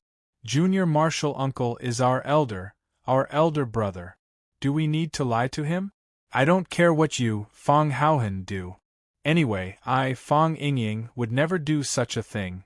As Fang Yingying was passionately criticizing Fang Haohan, the phone in his hand rang again. Ding-dang. It was still the sound of a message from his phone. We are masters, and masters should have the demeanor of masters. As Fang Yingying spoke, he opened the message. After glancing at it, his eyes widened, and the fat on his face trembled. He jumped up from the sofa excitedly and shouted, Miss Yi sent me a message! Miss Yi sent me a message! Ding-dang! Fang Haohan's phone also rang with the sound of a text message. Fang Haohan opened his phone and jumped up as well. His body was thin, tall and long, and when he jumped, he looked like a dancing skeleton. Miss Yi also sent me a message. Miss Yi has also sent me a message. Fang Yan looked at his phone. It was lying there quietly. It was as if it was dead, not moving at all. He didn't receive a message from Yi Ro. Yi Ro seemed to have forgotten him. Fang Yan looked at Fang Yingying and Fang Haohan unhappily and said, What did Yi Ro, that savage woman, send you? Happy New Year! Fang Yingxiong said excitedly. His eyes were glued to the phone screen, as if he was afraid that the words would disappear. Happy New Year! Only 4 simple words, which was indeed in line with Yi Ro's style. If she said a lot of nonsense, she wouldn't be Yi Ro. What about you? Fang Yan looked at Fang Haohan and asked. Happy New Year too, Fang Haohan said. Miss Yi also wishes me a Happy New Year. Fang Yan sneered and said, The same blessing must be copied and pasted. Impossible. Fang Yingying and Fang Haohan denied at the same time. Why is it impossible? Fang Yingxiong and Fang Haohan looked at each other. The two of them put their phones together and studied it carefully. Happy New Year. It was all the same words. Suddenly, Fong Haohan shouted as if he had discovered a new continent, "It's not a copy and paste. It must not be a copy and paste. Miss Yi wrote the blessing for me and Hero herself. Look, there is a sentence after my Happy New Year, and there is an exclamation mark after Hero's Happy New Year." Fong Yingying looked at Fong Yen and said, "By the way, Junior Marshal Uncle, Miss Yi must have sent you a message a long time ago, right? What did she say to you?" Fong Yen didn't bother to look at their complacent faces. He went to the yard and called some people. He received a lot of congratulatory messages, but some people had to be called by him personally.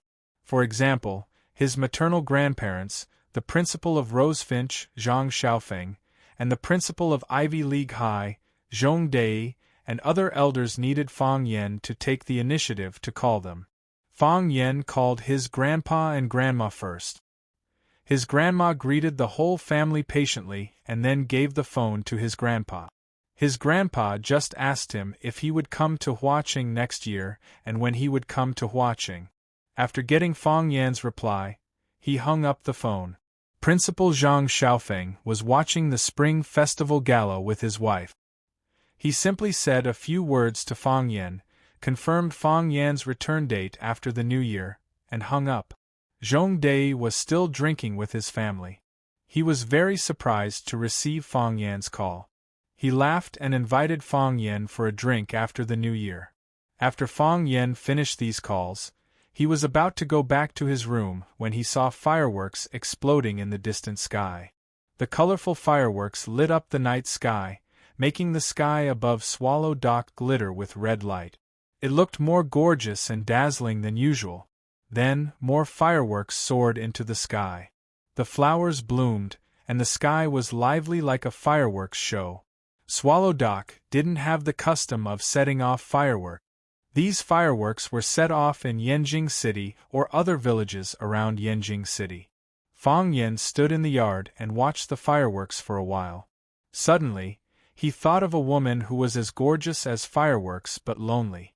He dialed the number, and it took a while for the phone to be picked up. "Fong Yen." The woman's crisp and cold voice came from the phone. "It's me," Fong Yen said with a smile. "What are you doing? Why did you take so long to pick up?" "I just took a shower," the woman said. "When I came out, I saw my phone was ringing, so I picked up late. Taking a shower?" Fong Yen imagined the image of Lu Chaoga taking off her clothes and taking a red wine bath. His handsome face suddenly turned red. These women, Fong Yen thought angrily. Every word they say carries some kind of obscure hint. If you're not careful, you'll fall into their trap. "Have you had dinner?" Fong Yen asked. "Yes, I have." Lu Zhaoga's voice became gentler. "After coming back from the company, I fried myself a steak and drank a bottle of red wine. I'm about to take a shower and read a book before going to bed. I don't have the habit of watching the Spring Festival Gala. I don't have the habit of watching the Spring Festival Gala either," Fong Yen said with a smile. "Actually, there's nothing interesting about the Spring Festival Gala. Today is New Year's Eve. Why did you go to the company? The first sample is out." Lu Chaoga's voice became excited. "We've tried it on some equipment and the performance is very good. Now Chaoyan Research Institute is further optimizing and improving it. When the product is fully mature, after a 3-month run-in period, we can produce the product and send it to the market through various channels. An energy reform is about to be pulled by us.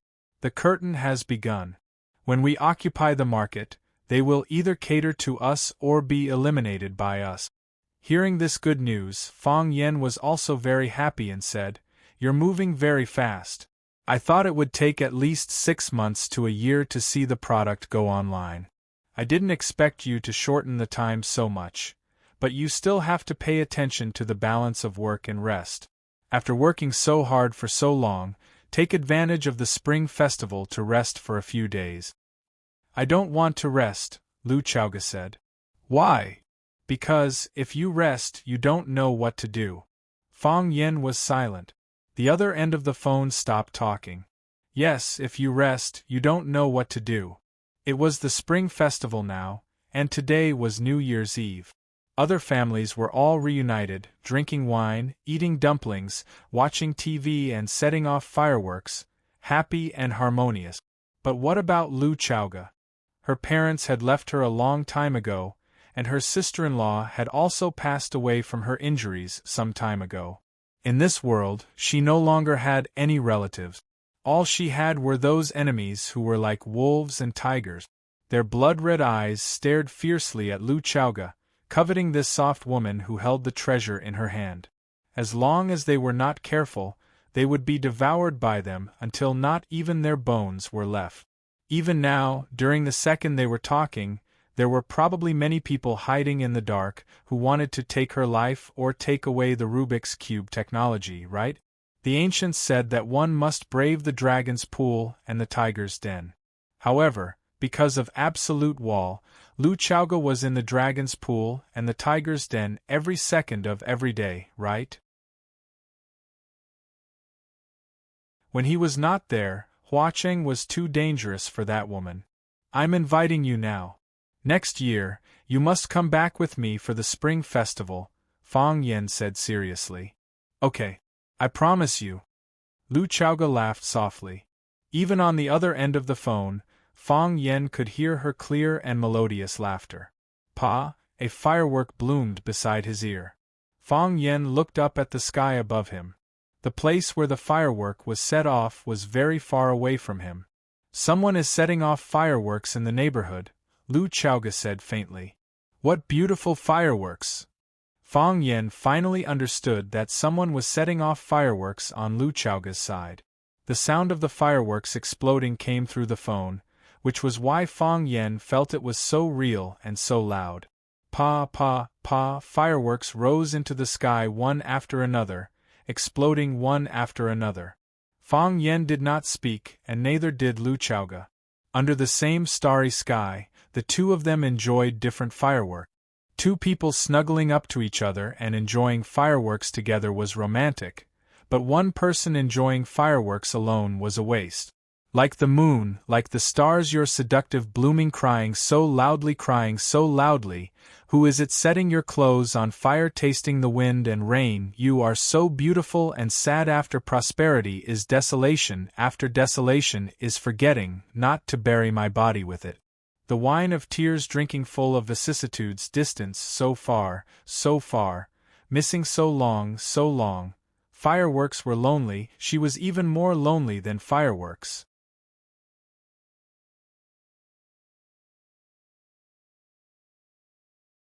Chapter 407.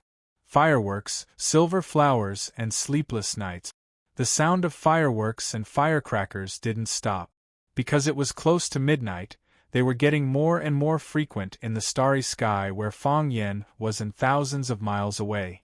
Lu Chaoga didn't speak again, and neither did Fang Yan. Lu Chaoga was focused on watching the fireworks, and Fang Yan was watching the fireworks with her on the other end of the phone. At this time, words had become a superfluous and inappropriate way of communication. She was really lonely during the festival alone, so he accompanied her on the phone. For him, he could only do this much. For her, this was enough. Time passed by, and the fireworks were set off one after another. They wanted to continue like this, until the sky fell and the earth cracked, until the seas dried up and the rocks rotted, until the mountains became flat, until the sky and the earth merged, until the smartphone ran out of battery. Yes, just as Fang Yan thought that they were going to continue in this wonderful state for a long time, the phone placed by his ear began to heat up, and there was a beep beep beep sound of battery alarm. According to Fang Yan's experience, he knew that the phone's battery was about to run out. The battery life of today's smartphones was too short. When their new energy technology, the Rubik's Cube, was popularized, this problem could be solved. A battery could be used for half a month, and the wife would have to worry about the problem of her husband not coming home. Is the phone out of battery? Lu Chaoga, who was on the other end of the phone, also heard the beep sound. She said with a smile, Fang Yan, thank you for watching the fireworks with me. I'm very calm now and I don't feel very lonely. The fireworks tonight are really beautiful. Fang Yen nodded. After nodding, he remembered that Lu Chaoga couldn't see him at all, so he quickly said, "The fireworks tonight are very beautiful." "Then that's it," Lu Chaoga said. "I think you must be very busy tonight." "I'm not very busy," Fang Yen said. He didn't do much tonight. He just chased away a killer, saved a family's life, received a few messages, made a few phone calls, and was despised by Fang Yingying and Fang Haohan. Dang dang dang. The old bell in the east of the village was rung by the bellkeeper, which meant that the old year had passed and the new year had arrived. It meant that Swallow Fort had protected Huaxia for another year. It meant that Huaxia had been blessed with good weather and a bumper harvest. The country was prosperous and the people were at peace. Saying goodbye to the old year and welcoming the new year was indeed something worth ringing the bell to boast about. "Happy New Year," Lu Chaoga said. "Happy New Year," Fang Yen said. After thinking for a while, he added, "I'll be returning to Flower City soon."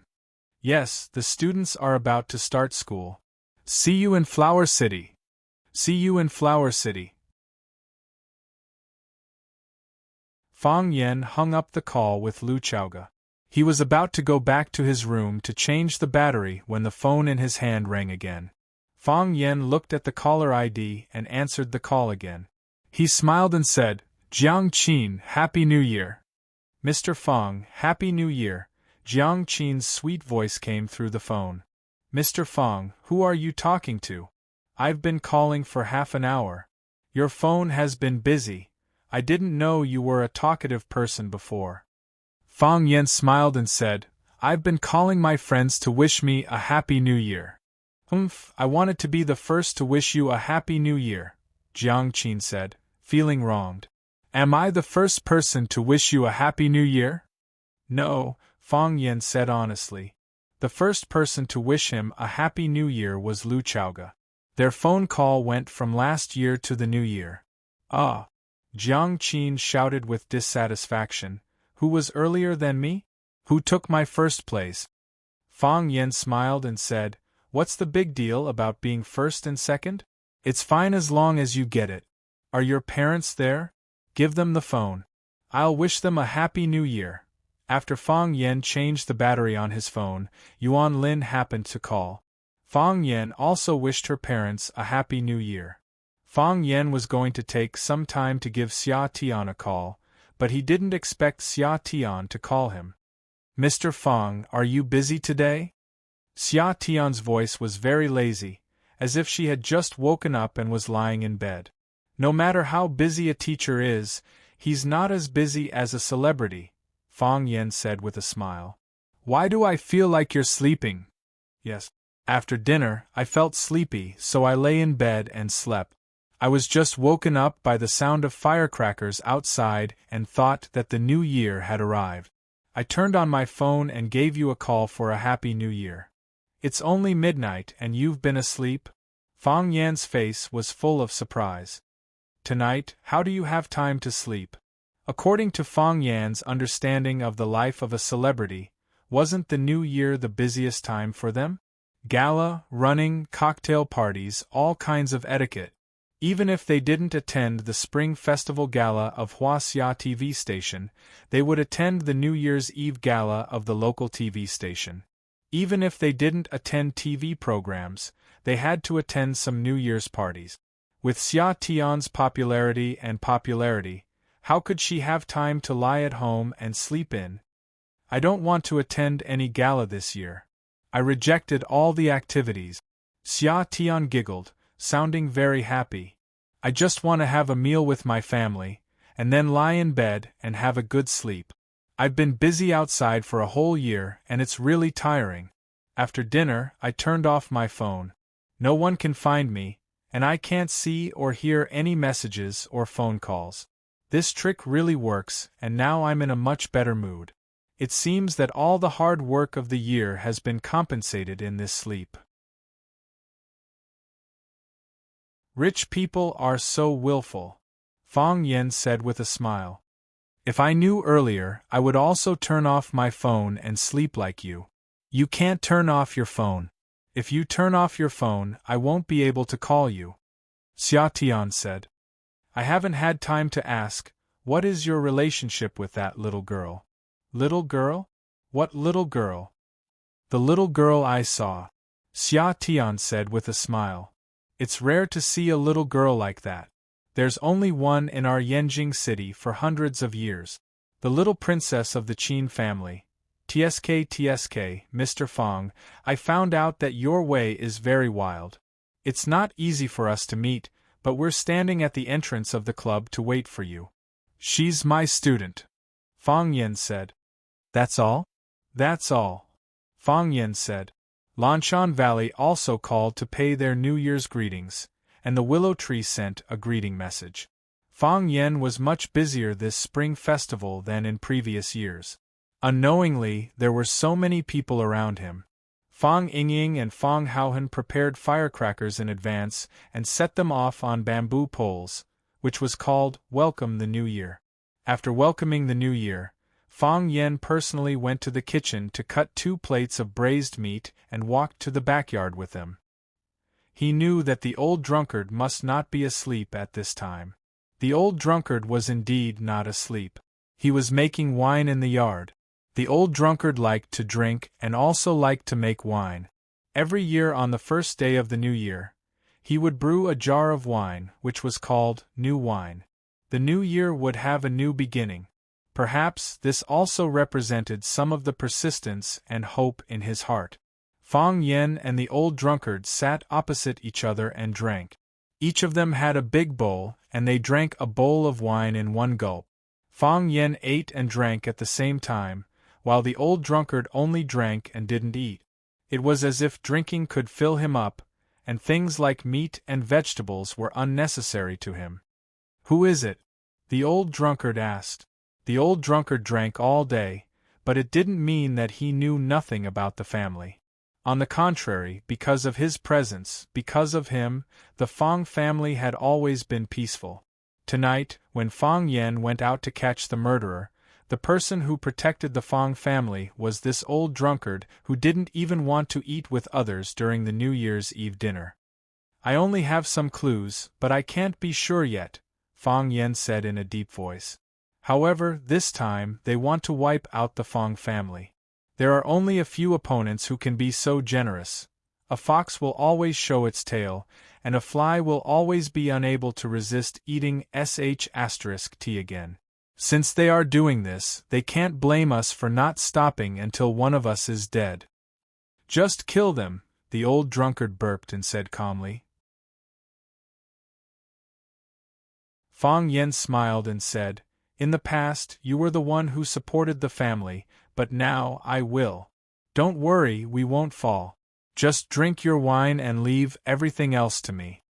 I will drink the wine that I should drink, and I will kill the people that I should kill, the old drunkard said with a clear voice like a knife burning in a bowl. I'm only a cripple, not a dead person. Even a stray dog or cat dares to bully us. Do they think the Fong family is nobody? You're not a cripple, it's just that you're meridians. The old drunkard cut off Fong Yen and said, There was a climber who was good at climbing the mountain, but when he was about to reach the top, he was kicked down. No matter how hard that person tried, they would only be able to climb to the middle of the mountain. Can you still say that person is good at climbing? Fong Yan's eyes were filled with fighting spirit, saying, So, I made a decision. The old drunkard looked at Fong Yen with a burning gaze, waiting for him to continue. I want to challenge Dragon God Hua Xia, Fong Yen said very seriously. He broke 2 of your meridians, I cut off 2 of his dragon claws. That's fair, clang. The old drunkard's finger tapped the side of the bowl, letting out a clear metallic sound. I've been waiting for these words for too many years, the old drunkard said with an excited voice. A man's ambition is to leave the village, and not return until he becomes famous. There's no need for the red earth to bury one's bones, there are mountains of gold at the end of the world. Martial artists of our generation should have such lofty ambitions. I want to avenge you. Our Fong family isn't that easy to bully. When do you want to challenge the dragon god? When my heart of Taiji enters the water overflow realm, I will definitely fight against the dragon god inside the red wall, Fong Yen said. I believe that day will come very soon, dash.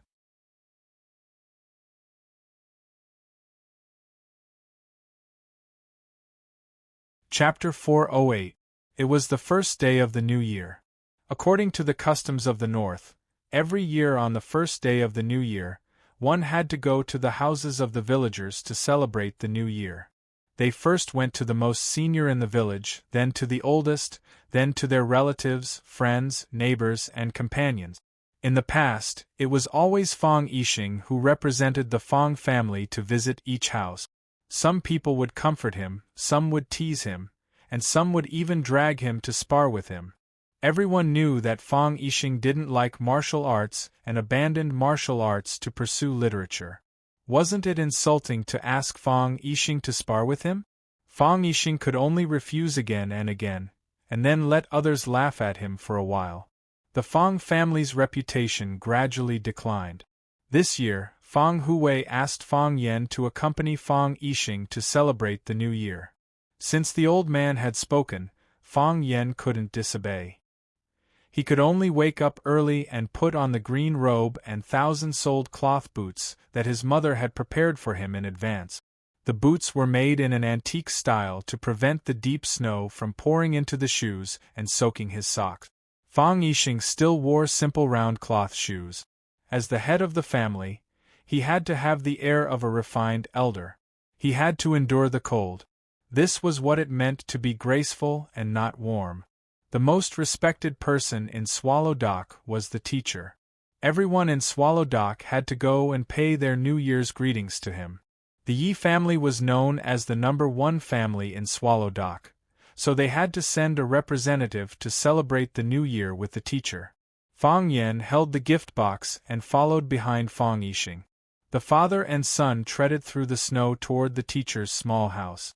When the father and son walked over, there were already many people ahead of them. The teacher finally took off his grayish-brown leather coat and changed into a silver-white tang suit. He sat upright on the mahogany chair in the living room, receiving the kowtows of the young people and children. There were also some middle-aged people who knelt down and kowtowed, but most of them bowed at the waist. After the children finished kowtowing, they presented the gift box in their hands. Bai Xiao, who was standing next to the teacher, took the gift box. The teacher reached out to touch the child's head and said, "You can go to the family school for enlightenment." And so, the child kowtowed again. The child's parents also expressed their gratitude happily. Some of the children, who were already studying in the family school, would also send gifts. The teacher patted the student's head and said, "You're clever enough, but you lack patience.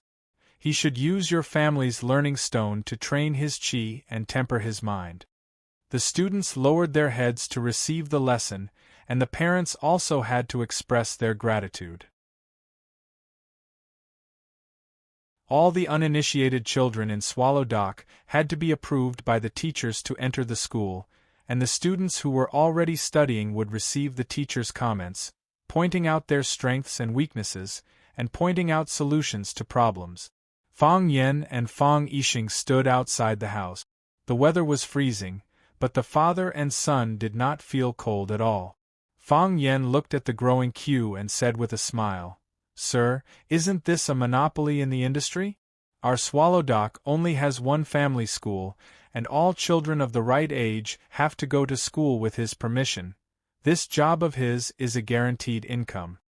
Fong Yixing glanced at Fong Yen sternly and said, "Don't talk nonsense. Mr. is wholeheartedly devoted to the public. What is a gift worth? In my opinion, we should come and thank you on every festival." Fong Yen was helpless. His father was too old-fashioned. He was just joking when he was bored. Not only his father, but many people in Swallow Dock had developed this habit of being old-fashioned. This was also the reason why Mr. always emphasized that every family should send out some talented children. This was also the reason why Lu Dowling wanted to bring out some outstanding young people. Only with a big vision could one have a big heart and big vision. It was not a good thing for Swallow Dock to close its doors, and many things outside were also the best. Take the best and discard the dregs. This was the situation that Swallow Dock needed to change the most. Fang Yen understood, so he went out. Fang Yixing might also understand, but character could not be developed overnight. Instead, he was led forward by the old rules of the village, and was not willing to make new changes. Finally, it was the father and son's turn. Fang Yixing and Fang Yen both knelt down and kowtowed to Mr. seriously. After Fang Yixing said some auspicious words on behalf of the Fang family, Fang Yen handed over the gift box in his hand. Mr. looked at Fang Yen with a smile and said, "You are too slippery. Usually, I can't get you to kowtow." Fang Yen felt wronged and said, "Mister, you have wronged me. When do I not come to kowtow to you during Chinese New Year? I kowtowed just now. If you think it is too little, I can kowtow a few more for you." Mr. was very happy to see Fang Yen and said, "You don't have to kowtow. You have 3 hearts and more than 10 gut. I have nothing to say to you, and I have nothing to teach you. Just remember our agreement." Fang Yen nodded seriously and said, "Mister, I remember." Mr. looked at Fang Yixing and said, "Yixing has a good son." Fang Yixing's face was flushed and he thanked him repeatedly. From the beginning to the end, Mr. never mentioned the sword that he lost. If Mr. didn't mention it, Fang Yen wouldn't take the initiative to mention it. Both of them pretended that it had never happened. Bai Xiu looked at Fang Yen and everyone else with a gentle smile. After Fang Yen got up from the ground, he said to Bai Xiu, "If you are tired of standing, let me stand for you for a while." Bai Xiu refused indifferently and said, "If there is anything, I will do it. As your disciple, I naturally have to do my best." Fang Yen was helpless. Bai Xiu's words were equivalent to poking Fang Yan's sore spot. Bai Xiu was Mr.'s disciple, but Fang Yen wasn't. Bai Xiu could be a teacher in the family school, but Fang Yen didn't have the chance to be a teacher there. Mr. taught Bai Xiu everything he had learned in his life, and Bai Xiu was Mr.'s successor. His words were above board, and others really couldn't compete with him for this position. After leaving Mr.'s place, Fang Yixing took Fang Yen and rushed to the Yi family. The Yi family's ancestor was currently the oldest person in Swallow Dock, and the Yi family was also relatively close to the Fang family. With Fang Hui's secret instructions, Fang Yixing naturally wouldn't go against his father's wishes. When the Fang family's father and son arrived, Yi Fengxing, who looked like a giant Fua doll, was about to leave. He saw Fang Yen and said happily, "Why are you up so early?" "I was going to kowtow to your grandpa Fang after I'm done kowtowing to Mr. I was also forcefully pulled up," Fang Yen said with a smile. "I've already been to Mr., so I'm here to kowtow to the ancestor now." Actually, he said he was here to kowtow to the Yi family's ancestor, but the Yi family's ancestor wasn't very willing to see guests all these years. Therefore, he was just going through the motions at the Yi family. "We just missed it," Yi Fengxing said regretfully. "Where's third uncle?" Third uncle rushed back to Yanjing after New Year's Eve dinner last night. "Today, he's going overseas with the minister," Yi Fengxing said. Yi Daowen walked out the door and saw the Fang family's father and son. He said, "Yixing, Happy New Year. Fang Yen, Happy New Year. Big brother Yi, Happy New Year." Fang Yixing and Yi Daowen cupped their fists and bowed. "Uncle, I'm here to wish you a Happy New Year," Fang Yen said with a smile. "I wish you happiness as vast as the East Sea and longevity as long as the South Mountain." Yi Daowen waved his hand and said, "These words are for the ancestor to hear. The ancestor just said that you and your son should go directly to the warm pavilion. I won't entertain you guys, I still have to go congratulate Mr. Fang Yixing was overjoyed and said, "Big brother Yi, go do what you need to do. We'll go to the warm pavilion and kowtow to the ancestor." Thus, the two groups of people parted at the entrance of the courtyard. Fang Yixing was incomparably emotional, and said to Fang Yan in a low voice, "This time, I've benefited from you. In the past, when I came to kowtow to the ancestor during the spring festival, I've never entered the warm pavilion. Maybe the ancestor's mood is especially good this year," Fang Yan said with a smile. Fang Yixing looked at his son with a smile and didn't say anything. He thought to himself, perhaps what his father said was really feasible. It was the attitude of the Yi brothers.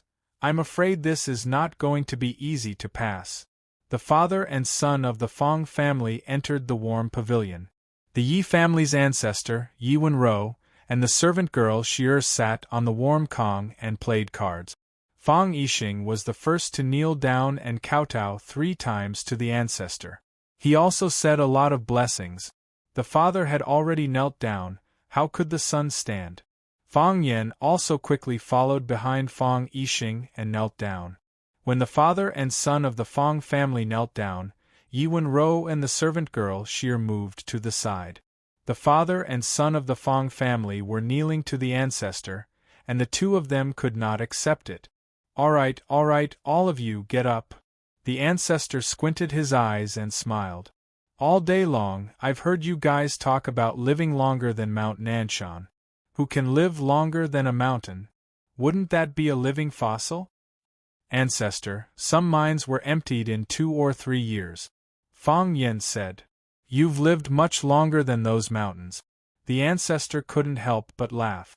He pointed at Fang Yan and said, "Ever since he was young, this naughty monkey only knows how to make me happy.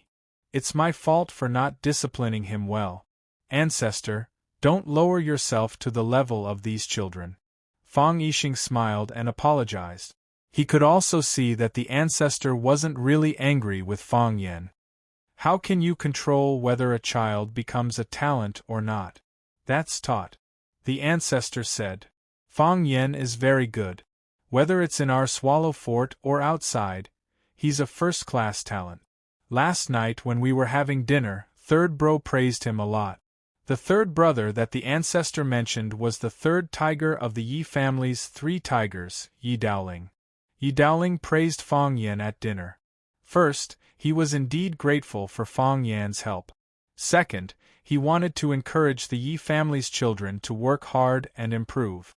No wonder when Fang Yan came in, he saw that the Yi family's people looked at him strangely. It was as if he stole their chicken to set up an ambush.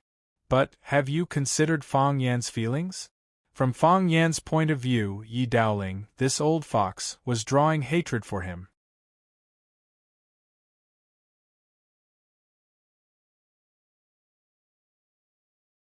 Chapter 409.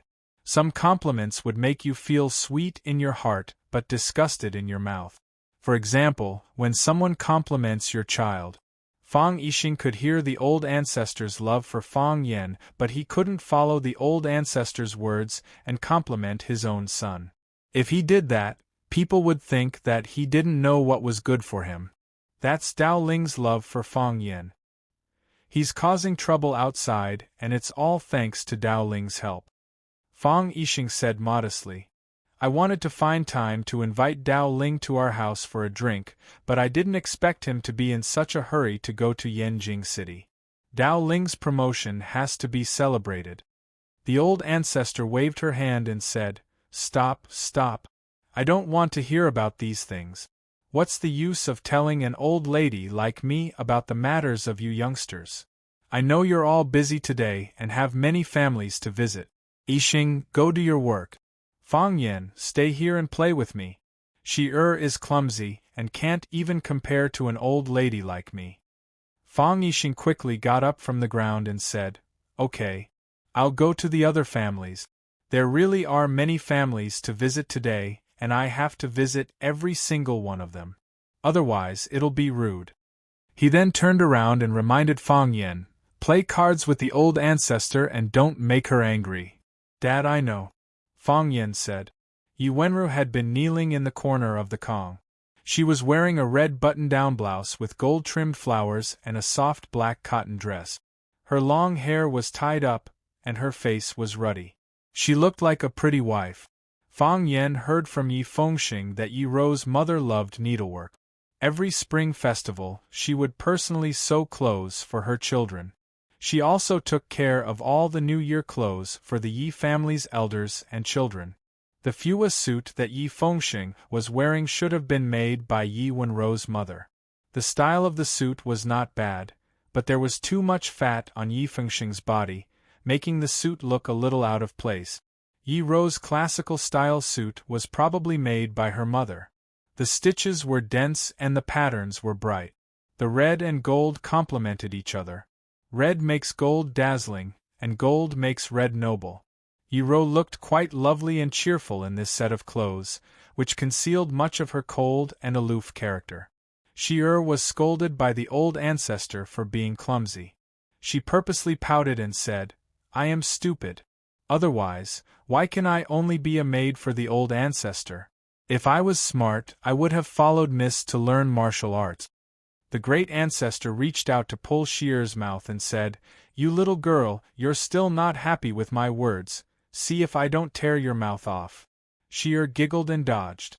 She said to Fang Yen, "Why don't you take off your shoes and come up? Do you want me to take off your shoes for you? I only serve old ancestor and little miss." "No need, no need." Fang Yen knew that Shi had a sharp tongue and was deeply loved by the old ancestor. She had a high status in the Yi family. It was impossible to ask her to take off his shoes. Besides, Fang Yen didn't have the habit of asking others to help him take off his shoes, unless someone held a knife to his neck and forced him to take off his shoes. "I'll do it myself." Fang Yen took off his cloth boots and climbed onto the warm Kong barefoot. He sat where Shi had been sitting and said, "Shall we start now? How do we play?" "According to the game. The winner takes all, and the losers each lose 100. The great ancestor said. "You didn't bring money, did you?" "Yes," Fang Yen said with a smile. "Old ancestor, are you worried that I can't pay the bill?" "I'm afraid that you'll run away after you lose," the great ancestor said. "Other children don't dare. You dare." Fang Yen smiled shyly and said, "Old ancestor, you have a misunderstanding about me. I never owe anything." There was a small square table on the Kong. The great ancestor sat on the inner side, while Fang Yen and Yi Rou sat on the left and right, facing the door. Fang Yen quickly shuffled the cards, and then the game began. It was unknown whether Fang Yen was lucky or scheming, but he won several times in a row. The great ancestor and Yi Rou kept giving him money, and the small drawer in front of him was soon filled with 100 yuan bills. Fang Yen was full of excitement. He changed to a more comfortable position and said, "It seems that I'm going to make a fortune today." But he was kicked in the shin under the table. Only then did Fang Yen realize that he had stretched his leg in front of Yi Rou. He asked, "Why did you kick me?" "My feet smell," Yi Rou said expressionlessly. The great ancestor smiled and said, "It's a little smelly. I can smell it." Fang Yen awkwardly took his foot back and put it under his butt again. He wished he could change to a lying position. In that case, his feet would be able to hide far away. Fang Yen won again. Yi Rou and the great ancestor paid again. But Fang Yan's knee was kicked again. This time, Fang Yan's leg didn't stretch out randomly. It was Yi Rou who stretched her foot under the table and kicked him. Fang Yen felt very wronged. He looked at Yi Rou and said, "Why did you kick me again?" "Feet smell," Yi Rou said. The great ancestor glanced at Yi Rou and said, "You child, even if Fang Yan's feet smell a little, you can't let people cut off his feet and put them in front of the door of the warm room, and then put them on when he goes out, can you?" Fang Yen laughed and said, "The great ancestor is quite humorous." They played another round and the great ancestor won. Fang Yen paid quickly. This time, Yi Rou didn't kick Fang Yen under the table. Fang Yen sighed in his heart. People under other people's eaves had to lose money. Creak. A black Mercedes-Benz parked in the flat dojo of Swallow Dock, followed by another Mercedes-Benz. The third was still a Mercedes-Benz, the fourth was an extended Rolls-Royce, and the fifth and sixth were still Mercedes-Benz. The 6 black luxury cars formed a black mighty long dragon, and the Rolls-Royce surrounded by the 5 Mercedes-Benz was naturally the heart of this long dragon. Except for the Rolls-Royce that didn't move, the doors of the other 5 Mercedes-Benz opened with bangs. Then the tall men in black scattered in all directions, looking around with vigilance. Another 2 men in black stood on the left and right of the Rolls-Royce's door and took the initiative to help open the back door. She wore a white down jacket and a pair of sky blue jeans. The furry snow boots added a bit of playfulness to her appearance. She wore a checkered scarf around her neck, looking like a girl next door who was studying in a foreign place or a girl next door who worked in a big city and went home to visit her relatives during the spring festival. The girl's small boots stepped on the black soil of the dojo, asking with a sweet voice, "How am I dressed?" A tall and handsome young man in a well-tailored suit stood behind the girl, sizing up the Swallows Dock village that was surrounded by heavy snow and said, "Very good. It meets your requirements. To make people feel close, but not oppressive." The girl giggled and said, "When there's a sense of oppression, there'll be a sense of distance." "That's not good, miss. Is this really worth it?" The man couldn't help but ask. "You have everything. Wisdom, beauty, kindness, wealth, as well as the power that ordinary people yearn for in their entire lives. You have this world, and you also have the right to rule over it. You should be standing proudly in the sky, coldly looking down on the living beings of this world. You've mixed yourself with the grass and trees, staining the bottom of your crystal shoes with mud. Don't you think that's a bit too much?" "He saved me," Chin Tian replied. "Many people have saved you," the young man replied. He pointed at the black-clothed people around him, then at himself, saying, "They, including me, we've always been prepared to sacrifice ourselves to protect you." Chin Tian went silent for a bit, then asked, "Mu Ying, do you know Zhang Ailing?" "I do," Mu Ying replied. "She wrote this on the back of Hu Lanqing's photo.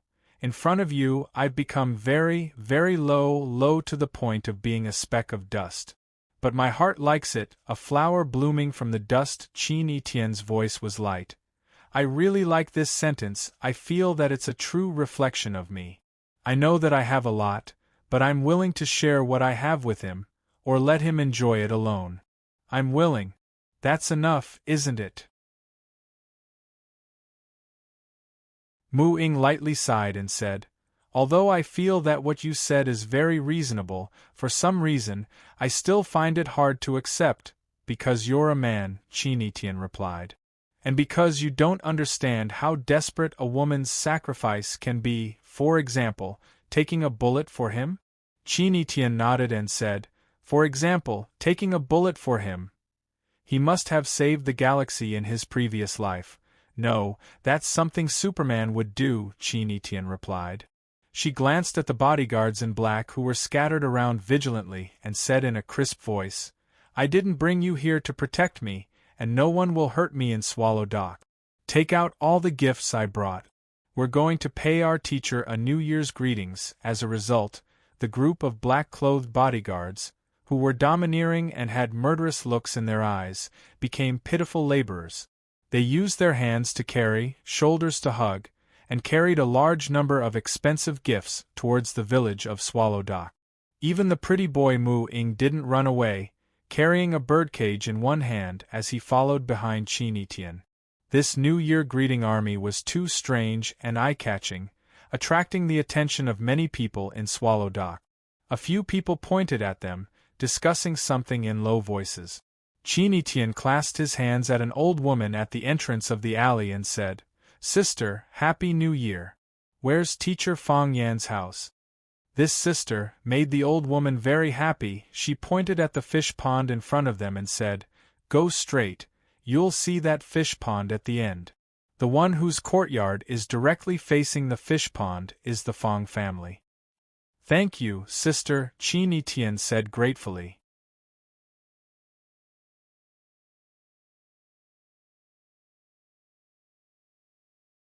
Chapter 410. The arrival of Chin Tian not only shocked the whole Swallow Dock, but also shocked all the people in the Fong family. Lu Wan was receiving guests in the living room. She heard from Fong Yingying that Fong Yan's student came to visit, so she came out to greet them politely. As soon as she walked out of the house, she saw a beautiful girl greeting her with a smile. She said, "Auntie, Happy New Year. I'm Qin Tian, Mr. Fong Yan's student. I'm here to wish you a Happy New Year." Lu Wan suddenly felt dizzy. This girl was how should she describe her? She was too beautiful, too clean, too cute, too smart, and too decent. Lu Wan was also a girl from a scholarly family. She was very picky about women. Both appearance and temperament were indispensable. She was beautiful on the outside and beautiful on the inside. However, even with her picky eyes, she still felt that this girl had no flaws. If there was anything that worried him, it would be that this girl was too pretty, too clean, too cute, too smart, too generous, and a little too decent. How could his ugly son be worthy of such a girl? If they got married in the future, would her son be able to subdue the girl? What if her son was bullied by this girl? Oh, this is Fong Yan's student. Lu Wan thought of her self-introduction and then reacted. She felt a little happy, but more melancholy. How could she be a student? Lu Wan greeted her with a smile and said, "You are Etienne, right? This name is so impressive. It's cold outside. Come in and warm yourself. Where does Etienne come from? Is it hard to walk on the road?" She originally wanted to hold Qin Etienne's hand to appear more intimate. But she didn't know why this girl, who looked simple, always gave people a sense of oppression that kept people thousands of miles away. Her words and actions, her frown, and her smile were so comfortable and natural, but this kind of comfort made people feel that she was unattainable. Lu Wan was also a woman who had seen the world, but she didn't understand why she had such a strange feeling for this young girl. "Auntie, I came from Yanjing. It's not far," Qin Etienne said with a smile. "It's very convenient. How thoughtful of you. It's really an honor for Fong Yan to have a student like you." Lu Wan couldn't help belittling her son. "Come in and take a seat." He then commanded Fong Yingying and said, "Hero, quickly call Fong Yan. Tell him to come back quickly." "All right. I'll call Junior Marshal Uncle now." Fong Yingying nodded. Qin Etienne glanced at Eagle Moo beside him and said, "Let them bring the gifts in." Eagle Moo made a gesture, and a row of black-clothed men carrying large and small boxes walked towards the Fong family's courtyard. Not until then did Lu Wan know that there were so many people outside the yard. She looked at the scene with her eyes wide open and mouth agape, saying, "Young lady, this is not appropriate, right? We can't accept so many gifts from you." Lu Wan began to worry. What kind of person was this girl? Why did he bring so many helpers with him? Was she the daughter of a gangster? If she was a gangster, there was nothing to be afraid of. However, there was no trace of violence or hostility in her temperament and demeanor. It was obvious that she came from a rich family. Such a girl, Fong Yan, that silly boy, would be even less likely to marry her. Lu Wan sighed softly. It seemed that she had thought too much. Whenever he saw a beautiful girl, he couldn't help wanting her to be his daughter-in-law. How could it be so easy? Qin Etienne took Lu Wan's hand and said, "Auntie, you don't have to be so polite. Fong Yan is my teacher and he has helped me a lot. I came to pay a New Year's visit to Mr. Fong, so of course I should bring him a gift. How can I not bring gifts for your uncle and auntie if I bring gifts for your teacher? If others know, won't they say that I don't know etiquette? It's not appropriate. It's not appropriate." Lu Wan looked at the group of men in black walking past her and said anxiously, even if Fong Yan really helped this girl in her studies, she couldn't accept such an expensive gift. Fong Yingying hung up Fong Yan's phone and eagerly took the birdcage from Mu Ying's hand. Mu Ying looked at him with a smile, but didn't give him the gift. Fong Yingying didn't force him. He went to the back and took a big wooden box from the hands of a man in black. Hearing the noise in the yard, Fong Yisin and his husband Fong Hao, Fong Yiling and her husband Zhao Qingxin, Fang Yijing and her husband Zhou Fan, Zhou Mingli, and a few children all ran out to see what was going on. Zhao Qingxin's Zhao family had a small business in Yanjing City. Seeing the row of men in black, he couldn't help but be surprised. He glanced at the men in black, but couldn't see which family they came from. Then he laughed at himself, thinking that no matter which family they came from, they must be the family that he had never been in contact with. Fang Hao looked at his wife in confusion. Fang Yisen shook his head, indicating that he also didn't know what was going on. Because of what happened last night, Zhou Fan didn't go out for the whole morning. He even hid in the room and ate a bowl of dumplings for breakfast. Fang Yisen knew that her husband hadn't recovered from the nightmare, so she accompanied him in the room for the whole morning. Hearing the voices outside, she dragged her husband out to see what was going on. When Zhou Fan saw Qin Yitian walking over hand in hand with Lu Wan, his first reaction was that she was beautiful. This girl was as beautiful as a fairy. His second reaction was the grandeur. Whose family's young lady was this?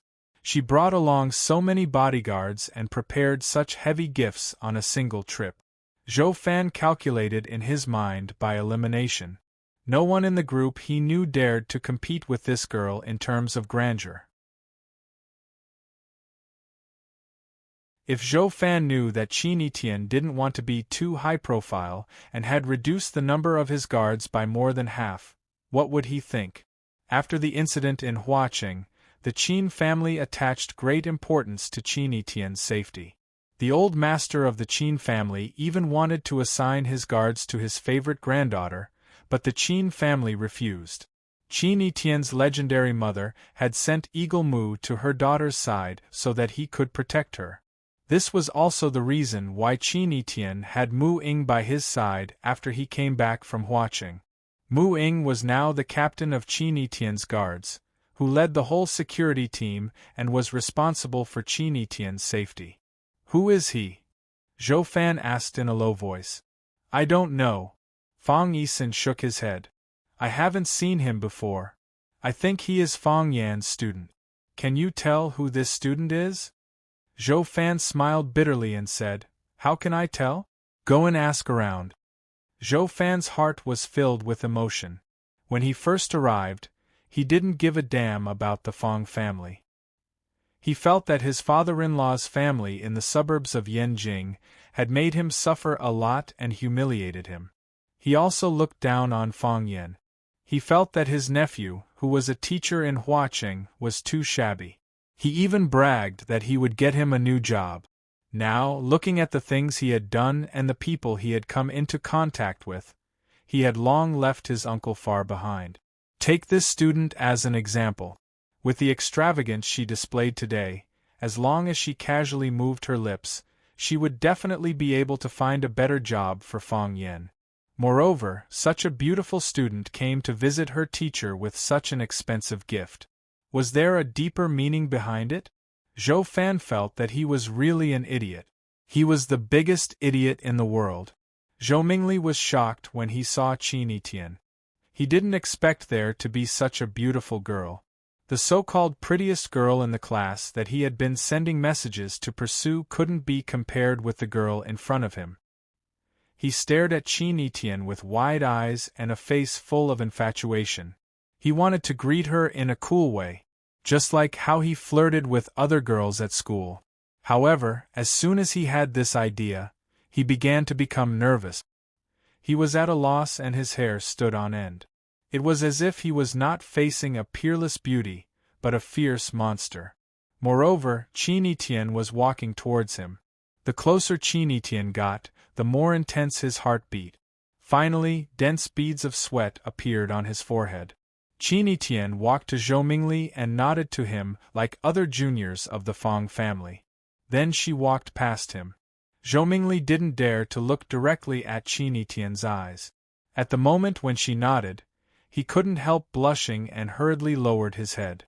When Qin Yitian went far away, he was annoyed and felt that he was such a failure.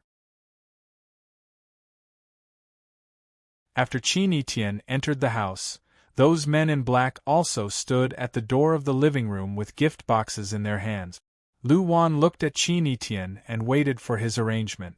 She couldn't ask them to put away these gifts, nor could she ask so many people to put down the gifts and leave. There had to be a rule, right? Qin Etian smiled and took Lu Wan to the first man in black. He opened the golden brocade box held by him and looked at the gifts inside. He said, "There is nothing special about this one. The red inkstone produced in Heishan has a strong ink color. The color hasn't faded after thousands of years. When it is ground, it has a strange fragrance.